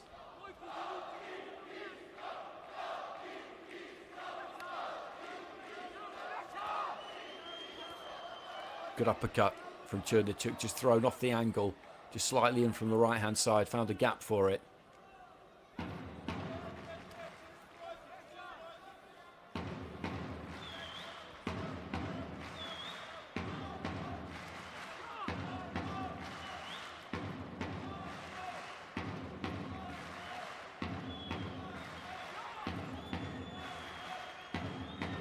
Into the final minute, and again this round has been like the previous one, and when you look at the fight as a whole, we'll be 15 minutes in at the end of this round, and Chernichuk has been the one with the greater volume. They both traded some good shots, particularly body shots, but Chernichuk has been the busier of the two, and that'll see him in front at the halfway stage, I would say. Turns southpaw here, King.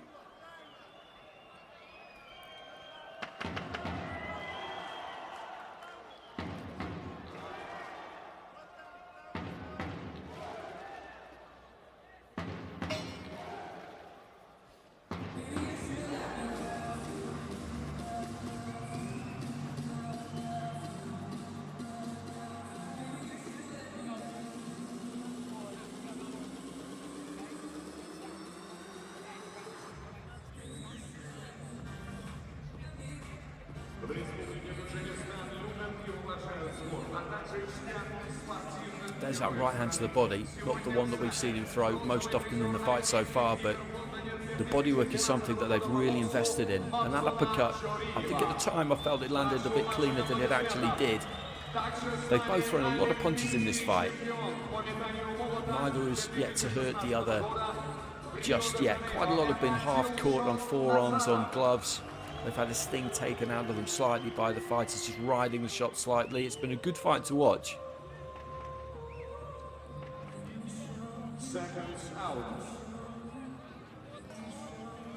Heading into the second half, you get the feeling that this is mostly about stamina and conditioning and the gas tanks, because neither's put a dent in the other yet. That doesn't mean it can't happen, but from where I'm sitting, King needs to make that dent if he's going to win that fight. He needs to slow Chernichuk down a bit by having that kind of impact. Chernichuk, I think, will be totally happy if things continue the way that they have been, because, as I said, I do think he's found a nice rhythm. King has come out aggressive at the start of round 6 here, which I think is a good thing, because the momentum was just starting to turn against him.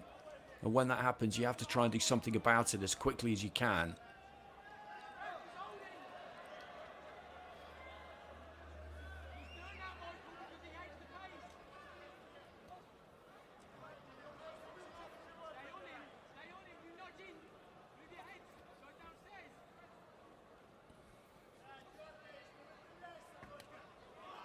Looking for the left hand there, but plenty into that, King.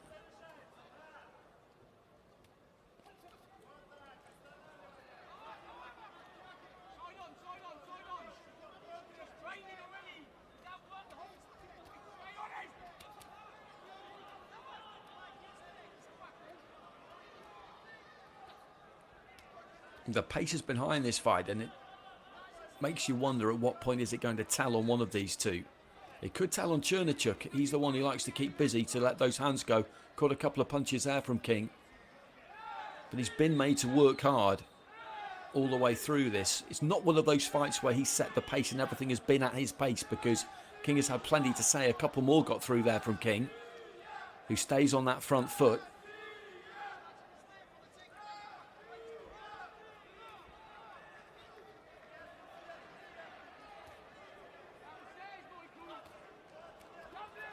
Goes down to the body there, King. A couple of good stabbing shots. Heading into the final minute of round 6.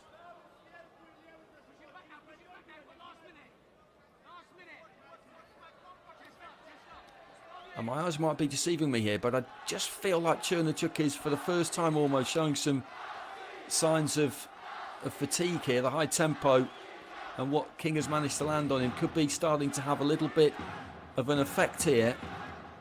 Holds his feet and lets that right hand go. It's not that he isn't throwing still, it's not that he isn't landing, but everything seems to be more of an effort than it has been previously. Good body work there from King again.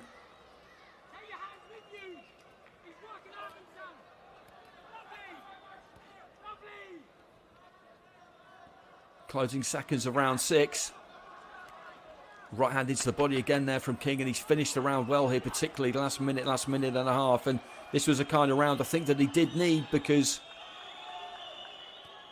I felt at least that Chernichuk had built some momentum as we went to halfway, and that he was ahead in the fight. But that's a good round for King.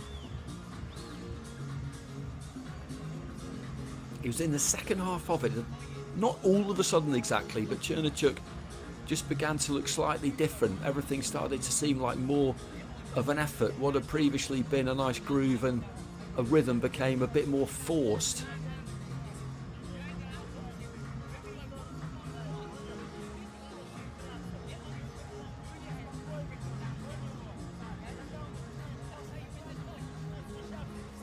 Nice counter right hand there from King.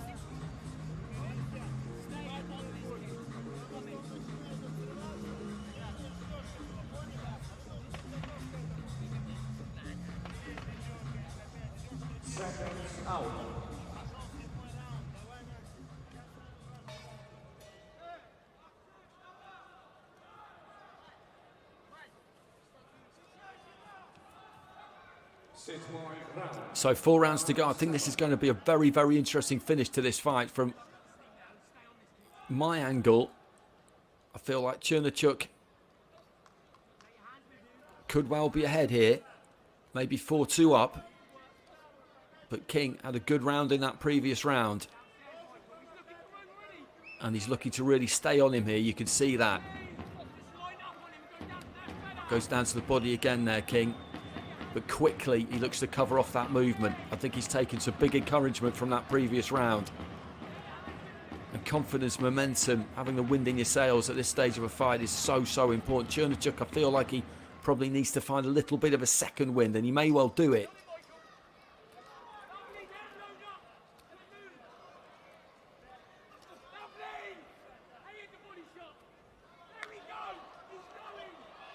And the corner just telling King that Chernichuk is on the point of unravelling here.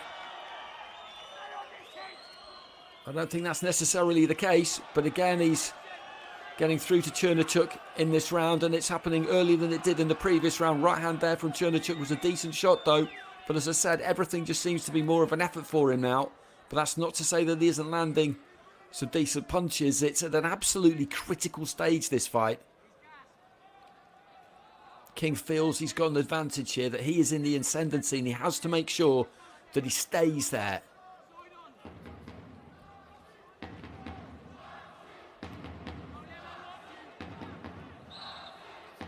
Chernichuk rattles away to King's body.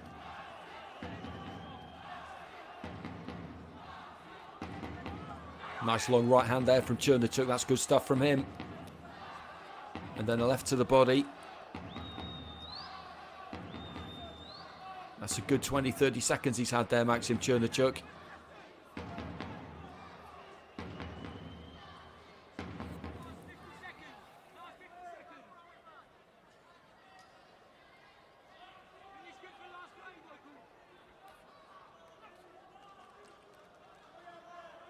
And the sixth was a good round for King.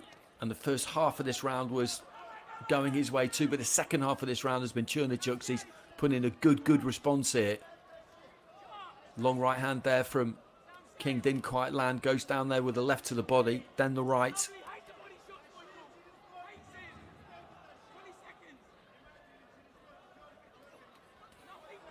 Good right hand there from Chernichuk, who then just lost his balance slightly.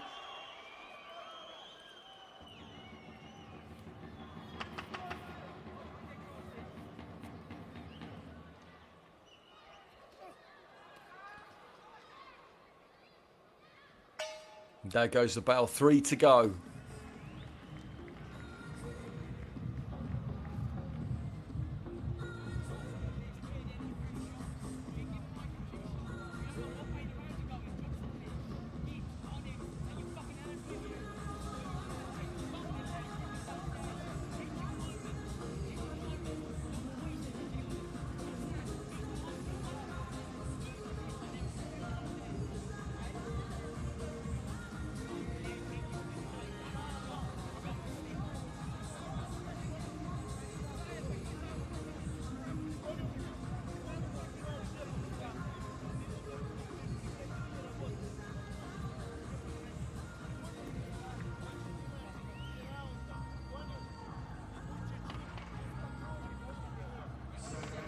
And again, not too much to pick in that round. It was kind of around the two halves, really. The first half belonging to King, the second half I felt belonging to Chernichuk.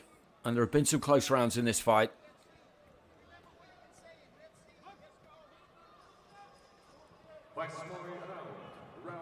So into the eighth, they're scheduled for 10, the IBA.PRO Europe welterweight title on the line. King is the holder. He won it against Vakir Abasov last November in a really good performance in Samara. And he's up here against Maxim Chernichuk, who beat him back in February by split decision over 8 rounds. So you can understand why people wanted to see it again, because they are well matched.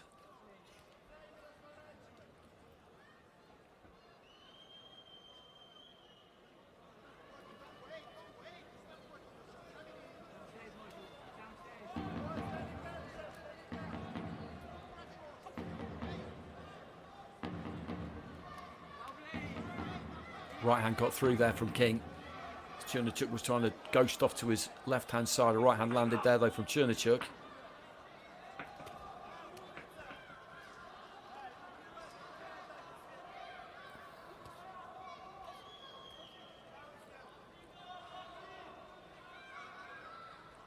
Always just inching forward with that front foot there, King. Chernichuk of the two is more flighty, there's more movement. He's more expansive in that sense, but that can tend to take it out of you. There's quite a lot of lateral movement too. It's a demanding way to fight. And the corner just telling King that he's waiting too long, and I make him right at this stage of the fight. I make the trainer Josh Pritchard right, because King needs to get on top of Chernichuk and stay there. That's when he's had success. It's an easy thing to say because that is physically demanding, obviously, to try and do that to your opponent. But Chernichuk, when you let him, he does find this kind of groove and rhythm where he just lets those hands go. He turns around that front foot. He can sink into that quite comfortably, and he's busy then, and it looks good. And even if not loads is getting through, then he has the look of the man who is on top.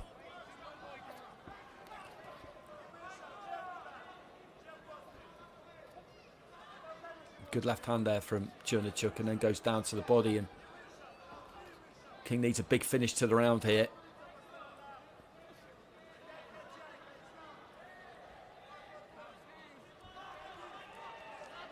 Frustrating there for King, just swinging and missing with that right and that left, and he hasn't quite been able to build on that real success that he had in the 6th. And at that stage, with 4 rounds remaining, you felt that maybe he could go on and dominate the remainder of the fight, which I think he has needed to.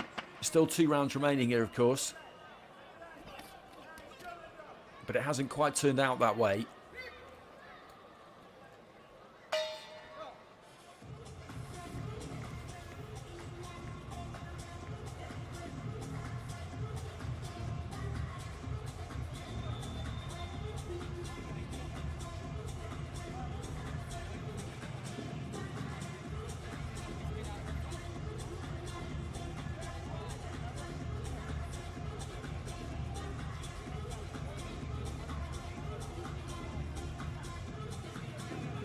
There's that long right hand from Chernichuk.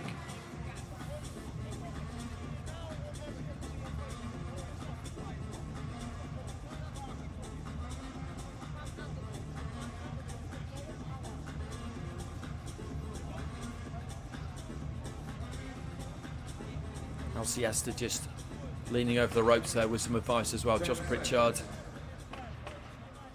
nice and measured in what he was saying there. I couldn't hear what he was saying, but you could see from the manner of him that he's just trying to get that advice on board to King. It's difficult for fighters to take it in between rounds, particularly this deep in a fight. This has been a physically demanding fight. The tempo, the pace has been high right from the start. But King needs a big finish here, I think. He certainly needs to win these last 2 rounds. The right uppercut there from Chernichuk. King really just setting his feet and looking to let his hands go here. So the pep talk in the corner, I think, has worked. No knockdown there. Signaled by the referee. It did look like a loss of balance, caused by a trip or something like that.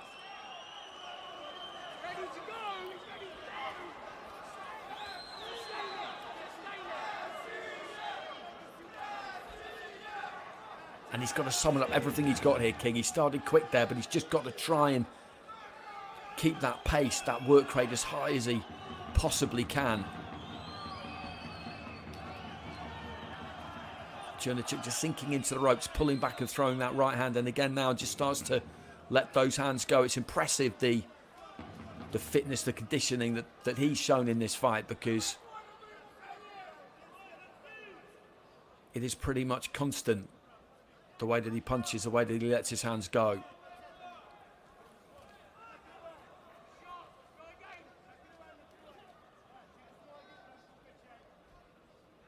And he has found that second wind that I was talking about before. Sometimes it's about grinding your way back in, and that's what he's managed to do after what was a tricky 6th round, a point at which you felt like the momentum may well have shifted.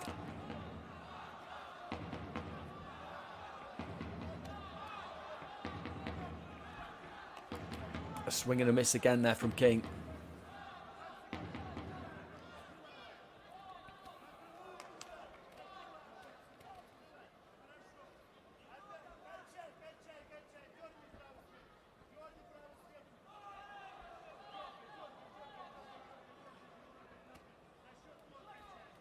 It's been a busy spell for Michael King. This is a fourth fight, a fourth really good level fight in the last 7 months, which is what fighters want, of course, but boxing at the start of last November and then at the end of that month and then in February and then again tonight. Plenty of travelling involved too. It's part of the job, of course. I'm not looking to make excuses for him, but he needs something big here. And Chernichuk, again, is just fighting with a little bit of swagger, a little bit of a spring in his step. And everything seems that little bit easier now than it did a few rounds ago. That looseness, that relaxedness is back.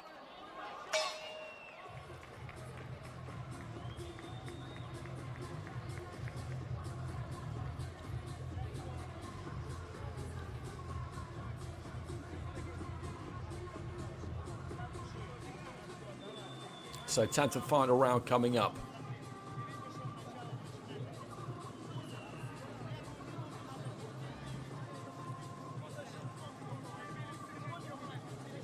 And there's that upper body movement that he's had right from the start, Chernichuk, pretty much.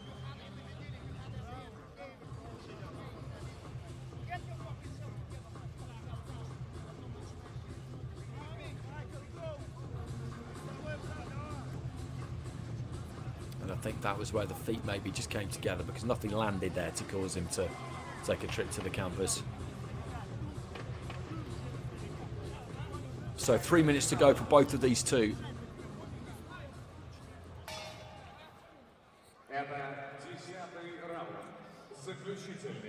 Ladies and gentlemen, round 10, final round. So King, the defending champion, in the white, Chernichuk in the black. It's been a good fight, this.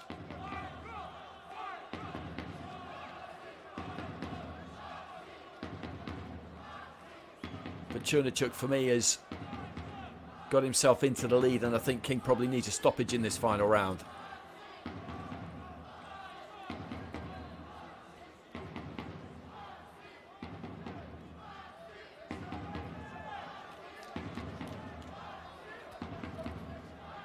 Good right hand into the body there from King as Chernichuk had just thrown his own right hand. And that body work, particularly those right hands down to the body, in around the back of the left elbow of Chernichuk, haven't taken any real toll in this second half of the fight. He's neglected that punch a bit in the second half. King may be feeling that it just wasn't really working.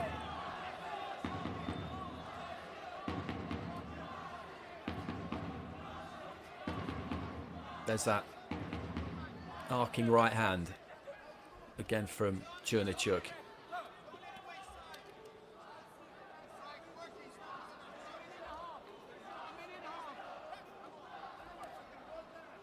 Just sitting down on that right hand there, Chernichuk, they could just put some real gas on it.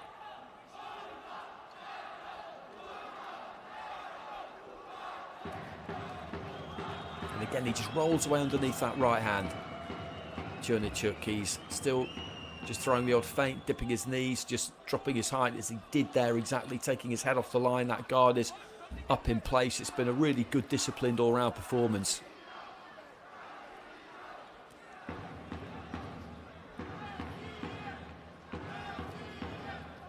Close in the early stages. I think he built up a lead by halfway. Then that 6th round made it look like this second half could get pretty torrid for him, but he managed to find an answer since then.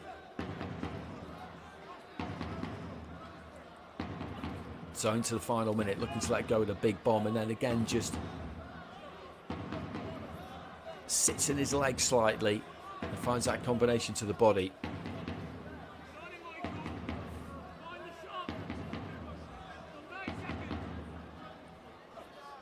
King's corner telling him he's just got 30 seconds. He needs to do something pretty spectacular here.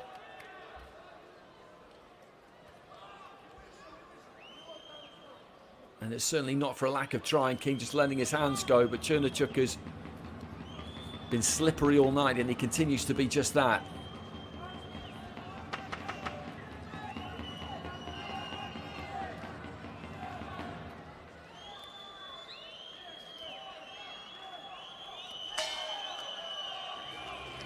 Touch of gloves between the two as the final bell goes. Good fight. Good fight, as we thought it would be. It was a good fight in February. It was a good fight tonight, this time over 10 rounds.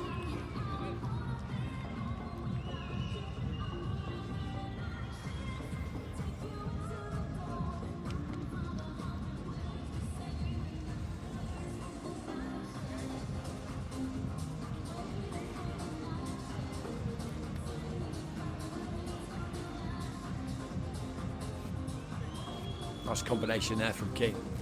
These two just working really, really hard right to the very end.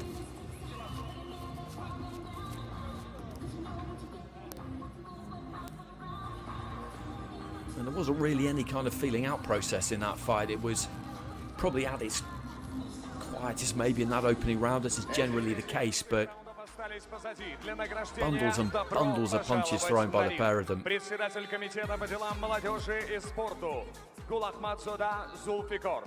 И президент Международной ассоциации бокса IBA. Ladies and gentlemen, the president of the International Boxing Association IBA, Umar Nazarovich Kremlov. So the belt to be presented as well, of course, that IBA.PRO Europe welterweight title that Michael King brought into the ring.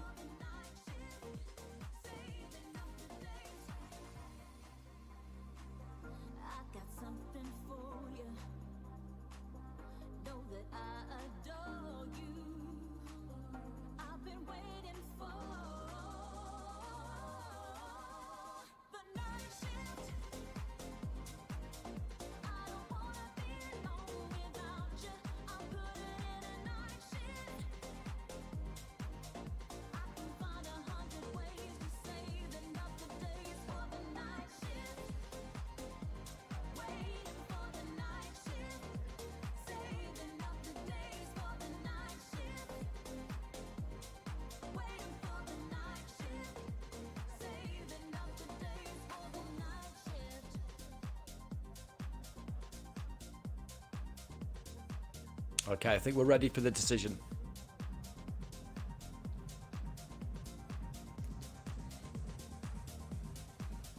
Это были непростые 10 раундов, и они остались позади. В этом поединке единогласным решением судей одержал победу и стал новым чемпионом Европы по версии IBA.PRO Maxim Chernichuk. So Chernichuk gets it by unanimous decision. It was well deserved. The winner by unanimous decision, and he was a better fighter over the course of the European 10 rounds. He got himself IBA.PRO ahead at halfway, I felt. Then that 6th round that went King's way, that suggested that we were in for a ding-dong in the final 4 rounds, and that maybe King could overhaul him, run him down as they got towards the tape. But Chernichuk managed to dig in, find an answer, find that groove again, worked terrifically hard all night long, and it was a well-deserved victory. Но мы не забываем поблагодарить аплодисментами его соперника. Ladies and gentlemen, give a round of applause for the Michael King for this beautiful fight.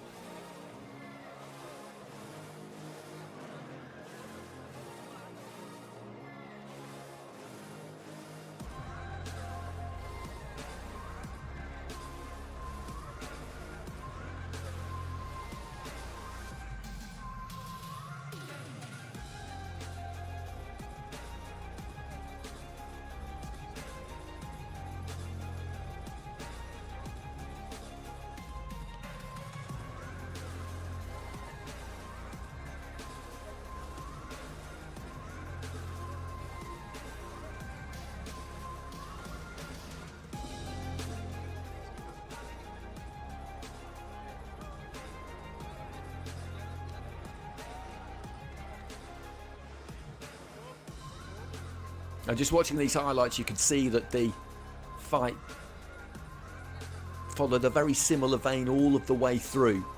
These two completely committed to it and gave us 10 rounds of terrific action.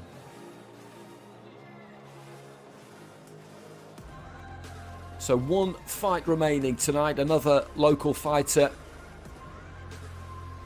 Bakhodur Usmonov up against Albert Pagara of the Philippines. 10 rounds for the WBA Gold lightweight title. Usmonov has been a top-level amateur for a really long time. Boxed at 2 Olympic Games. A World Championship bronze medalist.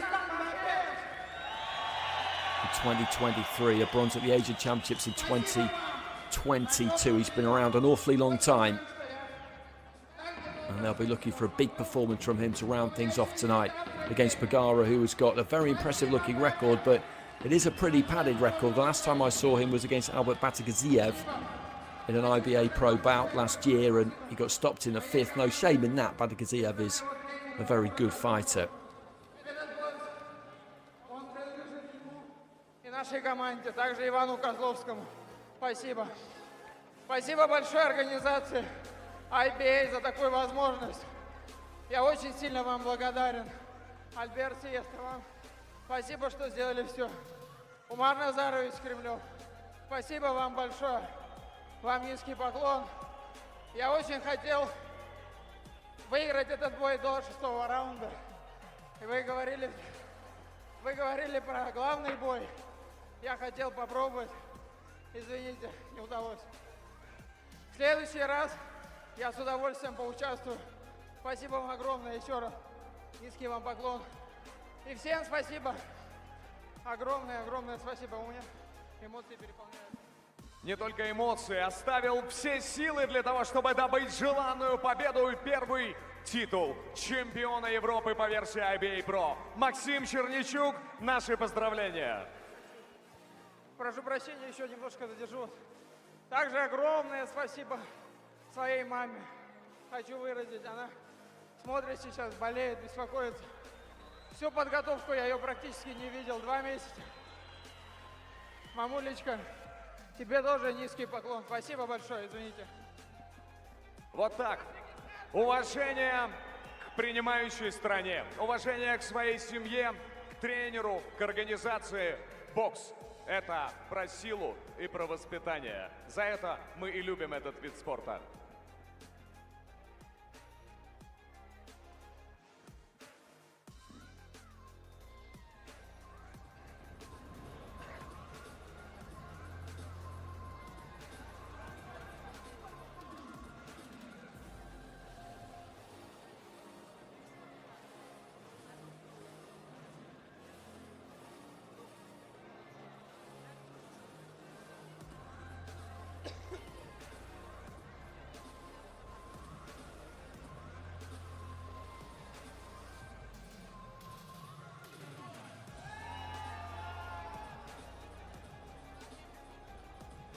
Промоутерская компания IBA Challenge и промоутерская компания «Союз» при поддержке Федерации бокса Республики Таджикистан представляют вам главное событие международного вечера бокса «Рольф IBA.PRO 6». 10 раундов чемпионского бокса за вакантный титул WBA Gold в легком весе. IBA Challenger Promotions and Soyuz Promotions, in association with Boxing Federation of Tajikistan, proudly present the Rolf IBA.PRO 6 main event. 10 rounds of championship boxing for the vacant WBA Gold lightweight title. 2 warriors, 1 belt, no compromise. И сейчас приветствуйте претендентов. Ladies and gentlemen, please help me to welcome the contenders. В черный угол ринга свой путь держит боксер с Филиппин. Into the black corner of the ring, please welcome the contender from Philippines, Albert Pagara.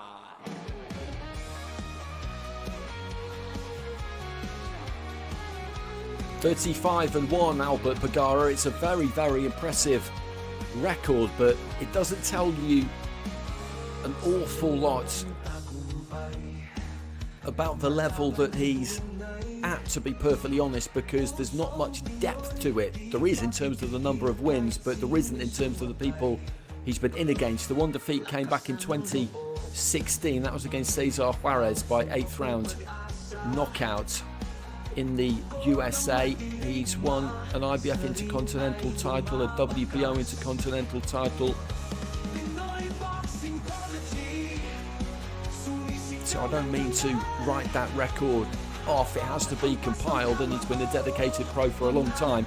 But the best benchmark we got for his ability level was that fight in IBA.PRO against Batikziev last October, where he was stopped in the 5th. And as I say, no shame in that. Batikziev is a very, very good fighter.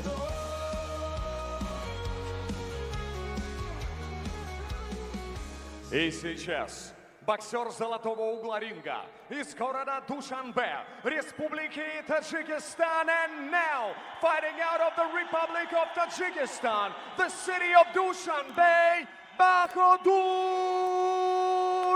Usmonov.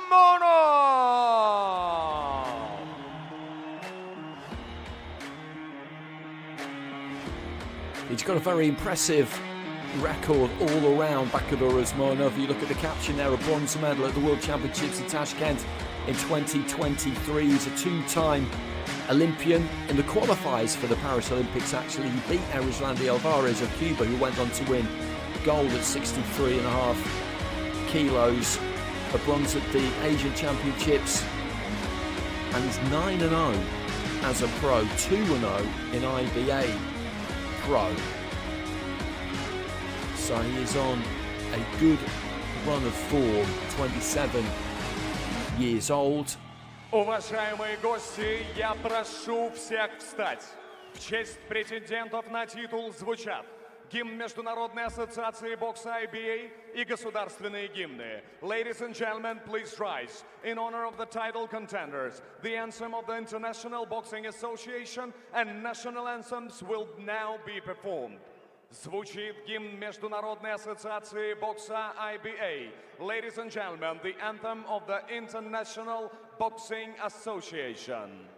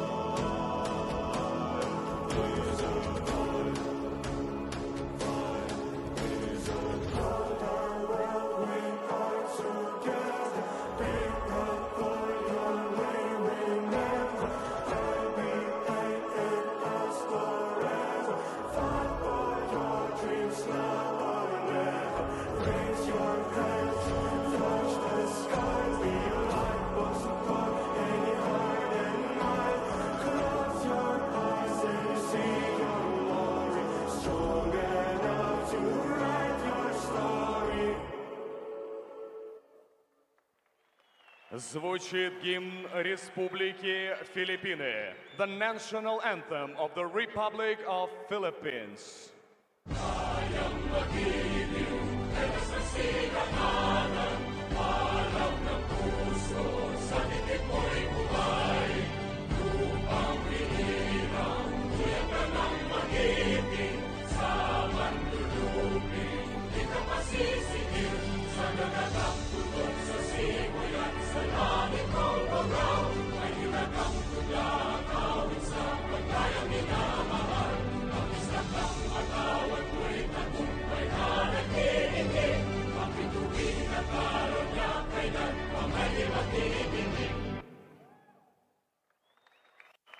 Звучит государственный гимн Республики Таджикистан.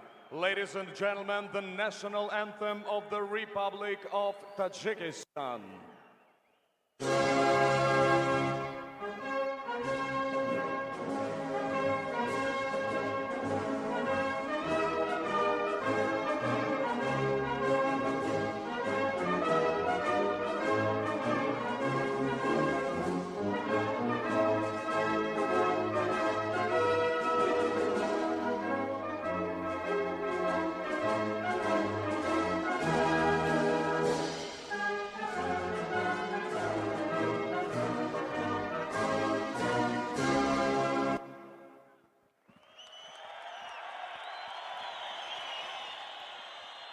Представляю вам официальных лиц титульного боя. Ladies and gentlemen, let me introduce to you the officials. Президент Всемирной боксерской ассоциации, the President of the World Boxing Association, Gilberto Mendoza Jr., Supervisor Всемирной боксерской ассоциации, supervising tonight's event and representing the World Boxing Association, Jesper Jensen, Denmark, Dania.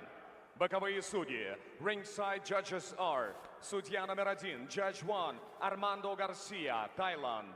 Судья номер 2, Judge 2, Dmitry Boltaev, Russia. Судья 3, Judge 3, Semyon Stakеев, Russia. Referee титульного боя. Officiating this championship contest, the third man in the ring, Pinit Prayatsap, Thailand. Timekeeper, Ниязидин Мирбабаев, врач у ринга, Юнус Шарипов. И я представляю вам соперников. Introducing the title contenders. В черном углу ринга претендент на титул из Республики Филиппины. Ему 31 год, рост 167 сантиметров, вес 60 килограммов и 50 граммов. Его обширный рекорд составляют 36 боев.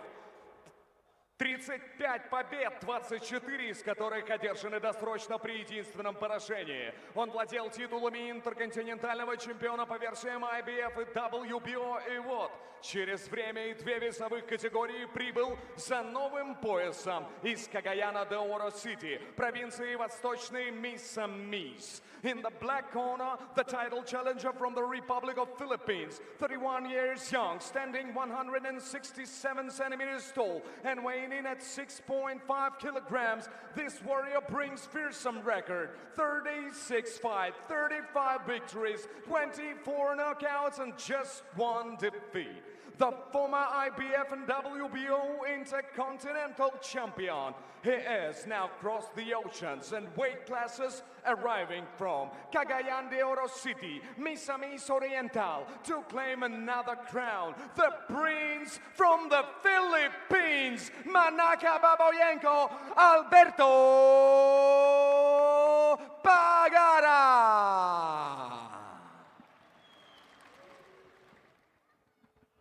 Ровно по диагонали в золотом углу ринга претендент на титул из Республики Таджикистан. Ему 27 лет, его рост 174 сантиметра, вес 60 килограммов, 750 граммов. 9 раз он выходил на профессиональный ринг и 9 раз выходил победителем. При этом 4-жды отправив соперников в нокаут. На свой 10-й бой в карьере за своим первым титулом из города Душанбе.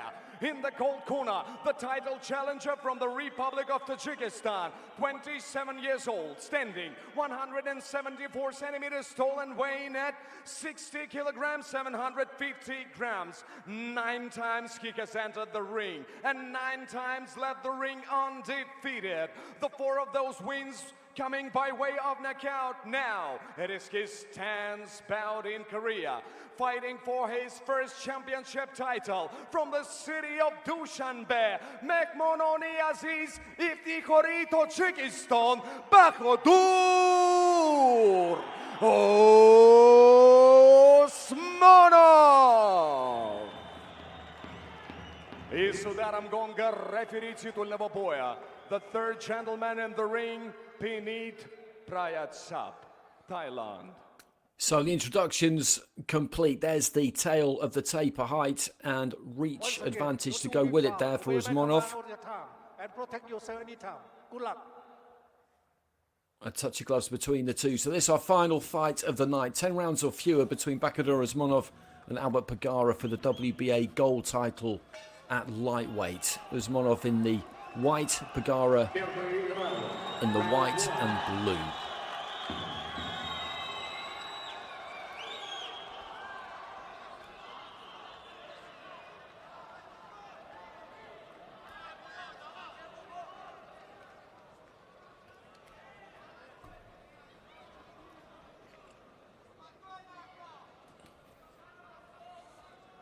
Usmonov just trying to find the range with that lead hand early on. He can keep this on the outside if he so wishes. When he throws that jab, though, you do notice that right hand just strays away from the side of his head a little bit. It might be something that Pagara will notice and start to think about. If he can get inside that jab, slip that jab and throw a left hook, then that could be profitable for him.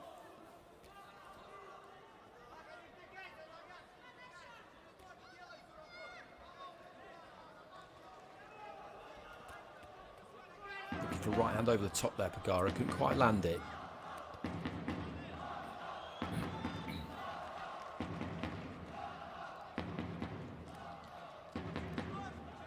Just working from the body up to the head there with the jab, Usmonov, who's been nice and busy from the beginning as we reach the midway stage of round one.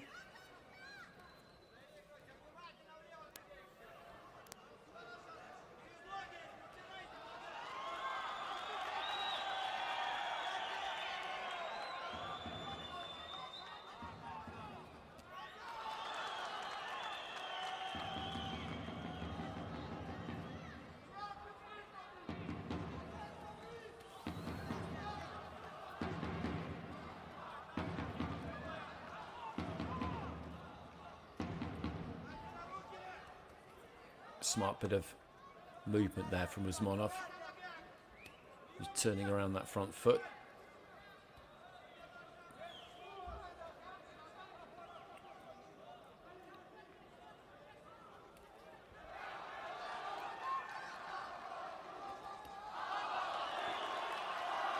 Nice quick combination there from Usmonov, just finishing with the left hand to the body. Pagara just staying tight in this opening round, not looking to really give anything away. Hasn't been able to get too much done.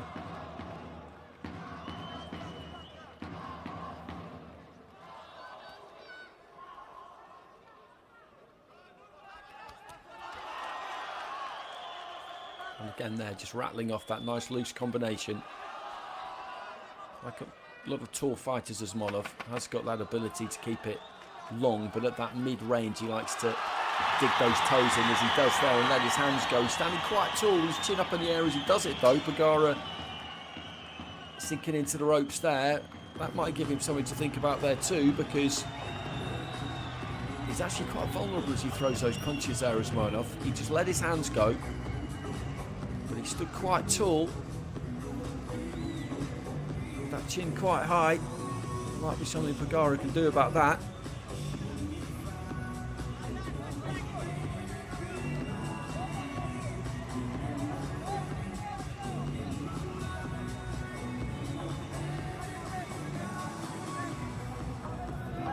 That left hook that he half got through with there, Pagara, you do feel like that's something that could work for him.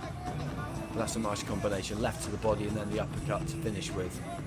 And that's where he's swinging away on the ropes there. He's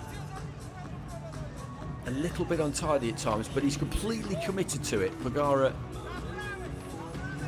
just trying to slip and roll and stay out of the way more than anything else. It was a good opening round there for Usmonov, one that he's won comfortably.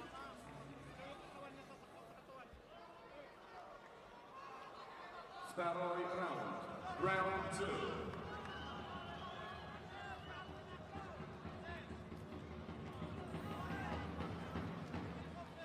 Into round two. He has a boxing sack IBA.PRO debut last year, Pagara. Put a little bit more weight into that combination. Led off with the right hand and then threw the left hook in off the back of it.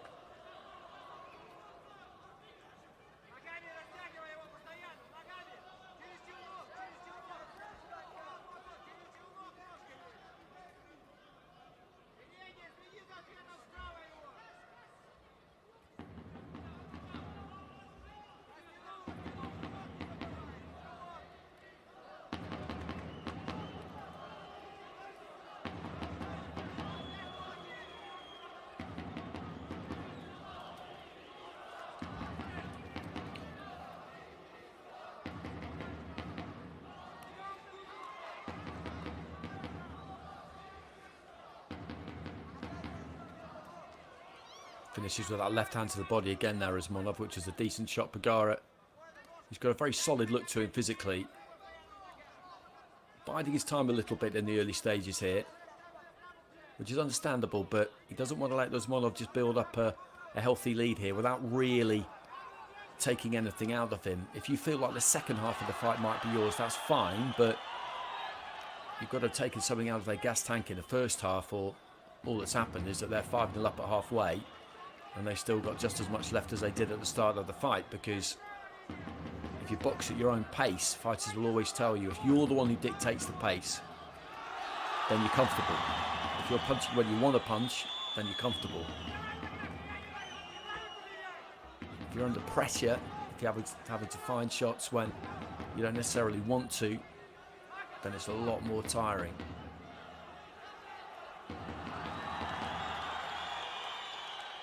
Just trying to pin Pagara back on the ropes there, Usmonov, and again let those hands go.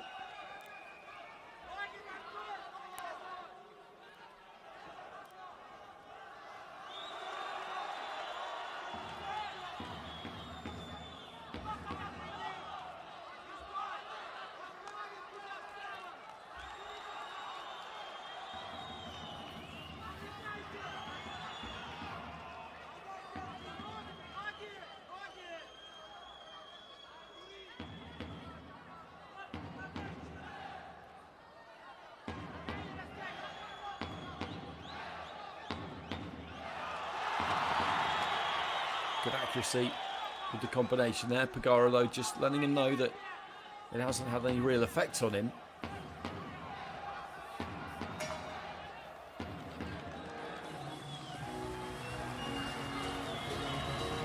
Another good round there from Usmonov. He's won those first two pretty handily.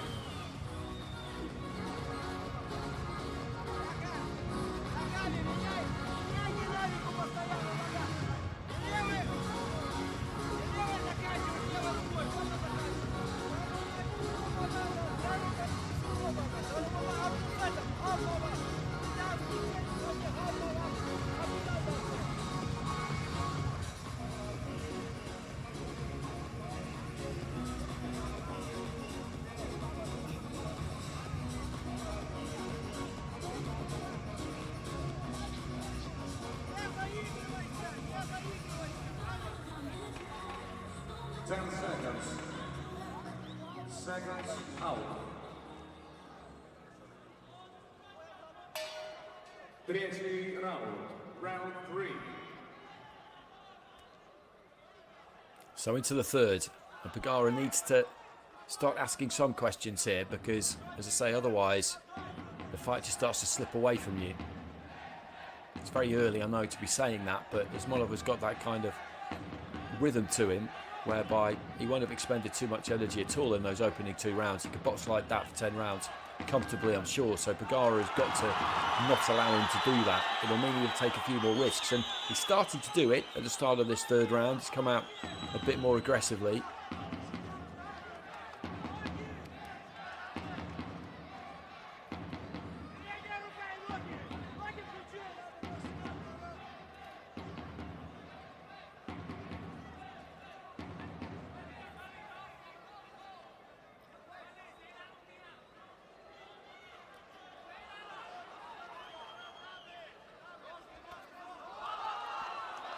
Good right hand there from Usmonov, just stepping around the target, looking to find different angles. Got that right hand in around the back of the guard, looked for it again there.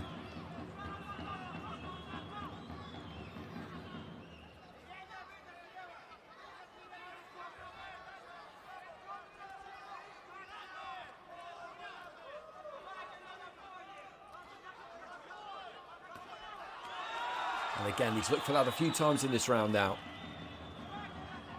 That kind of longish hook where it comes in from the angle and just snakes its way around the back of that left glove. So if you can land that round about the ear, the side of the head, that can do some damage. Pagara trying to file back off the ropes, but not with any great success. And Usmonov, I think if anything, is just upping things a little bit in this round. Looking to punch with a bit more spite into the final minute.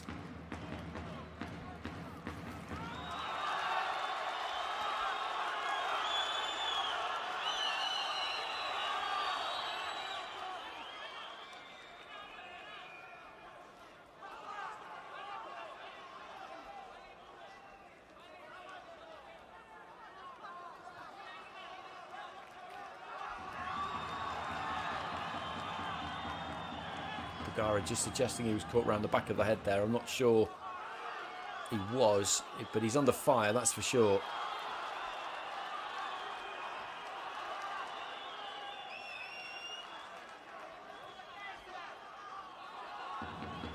He's trying to hold on there, the Filipino, and he just got shrugged off by Usmonov, who then let his hands go again, and down he goes. And it's the accumulation of punches really there that has done for Pagara. And I wonder whether he might just be tempted to sit this out, because this is very, very difficult for him. And the referee, I think, has got to the count of 10. And he has won by knockout, Bakhodur Usmonov. And he did up it in that third round. He clicked through the gears a bit, started to just sit on his punches a bit more, really land them with some spike. But Pagara got trapped in that corner, and that volume landed.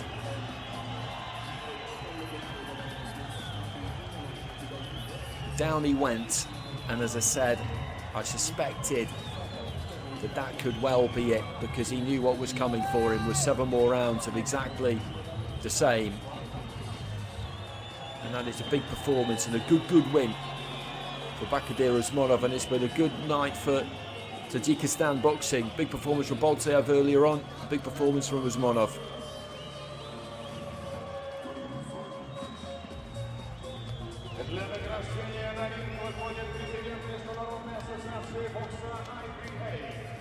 For the awarding ceremony, please welcome the President of the International Boxing Association, IBA, Murad.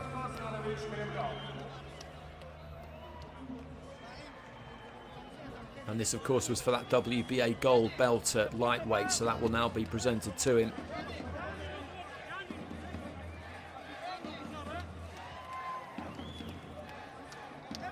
And it's been a good night in Dushanbe, good crowd in, very enthusiastic all the way through, good mix of fights on the card.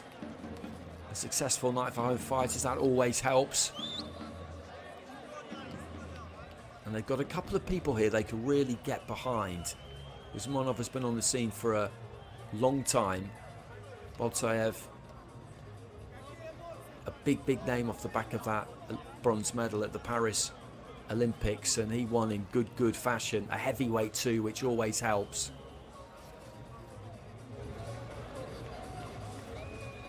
So they've got some fighters here that the public can really invest in. На последней секунде третьего раунда. Он сделал это нокаутом. Победителем боя и новый чемпион WBA Gold Bakhodur Usmonov. Ladies and gentlemen, he ended it on the last second of the third round by knockout. The winner of this bout and new WBA Gold champion, Bakhodur Usmonov. And he gets that knockout on his record too. Fighters love those.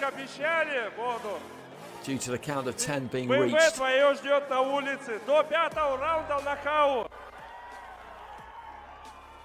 Все, вручаю.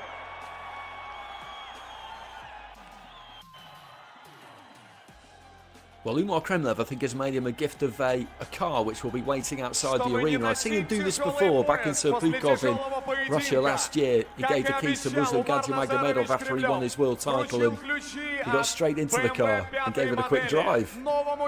So that's a nice bonus there for Bakhodur Usmonov. Города Душанбе, дайте аплодисментов. На ринге Bakhodur Usmonov с поясом чемпиона. And he started well, he settled nice and quick, and I was saying that Pagara needed to try and do something about that. At the start of the third round, he did come out a little bit more aggressively, but then Usmonov just took that as an opportunity, I think, to find a few gaps himself. He was looking to just fling that right hand in around the back of the guard. IBA.PRO. He did that successfully a good few times, and then he just got Pagara caught in the corner a couple of times. Pagara tried to just lean in and grab hold, but he wasn't really able to do it. And then after a while, it was just a volume of punches, an accumulation of punches really that put him down. There was that right hand that I mentioned that he just found the angle for. And that's the finish. It may well have been a body shot that finally put him down, but it was volume. And he reached that breaking point, that tipping point, and he went down to a knee, and I strongly suspected that we may well not see him rise. And that indeed was the case. And as I said, a good win for Usmonov and a good night for Tajikistan. And with that, I will leave you. Thanks very much for joining us. I hope you've enjoyed the fights. It was a good card. It was a good card. Good mix of fights, some really good finishes. And that wraps it up for IBA.PRO 6. We will catch you again next time.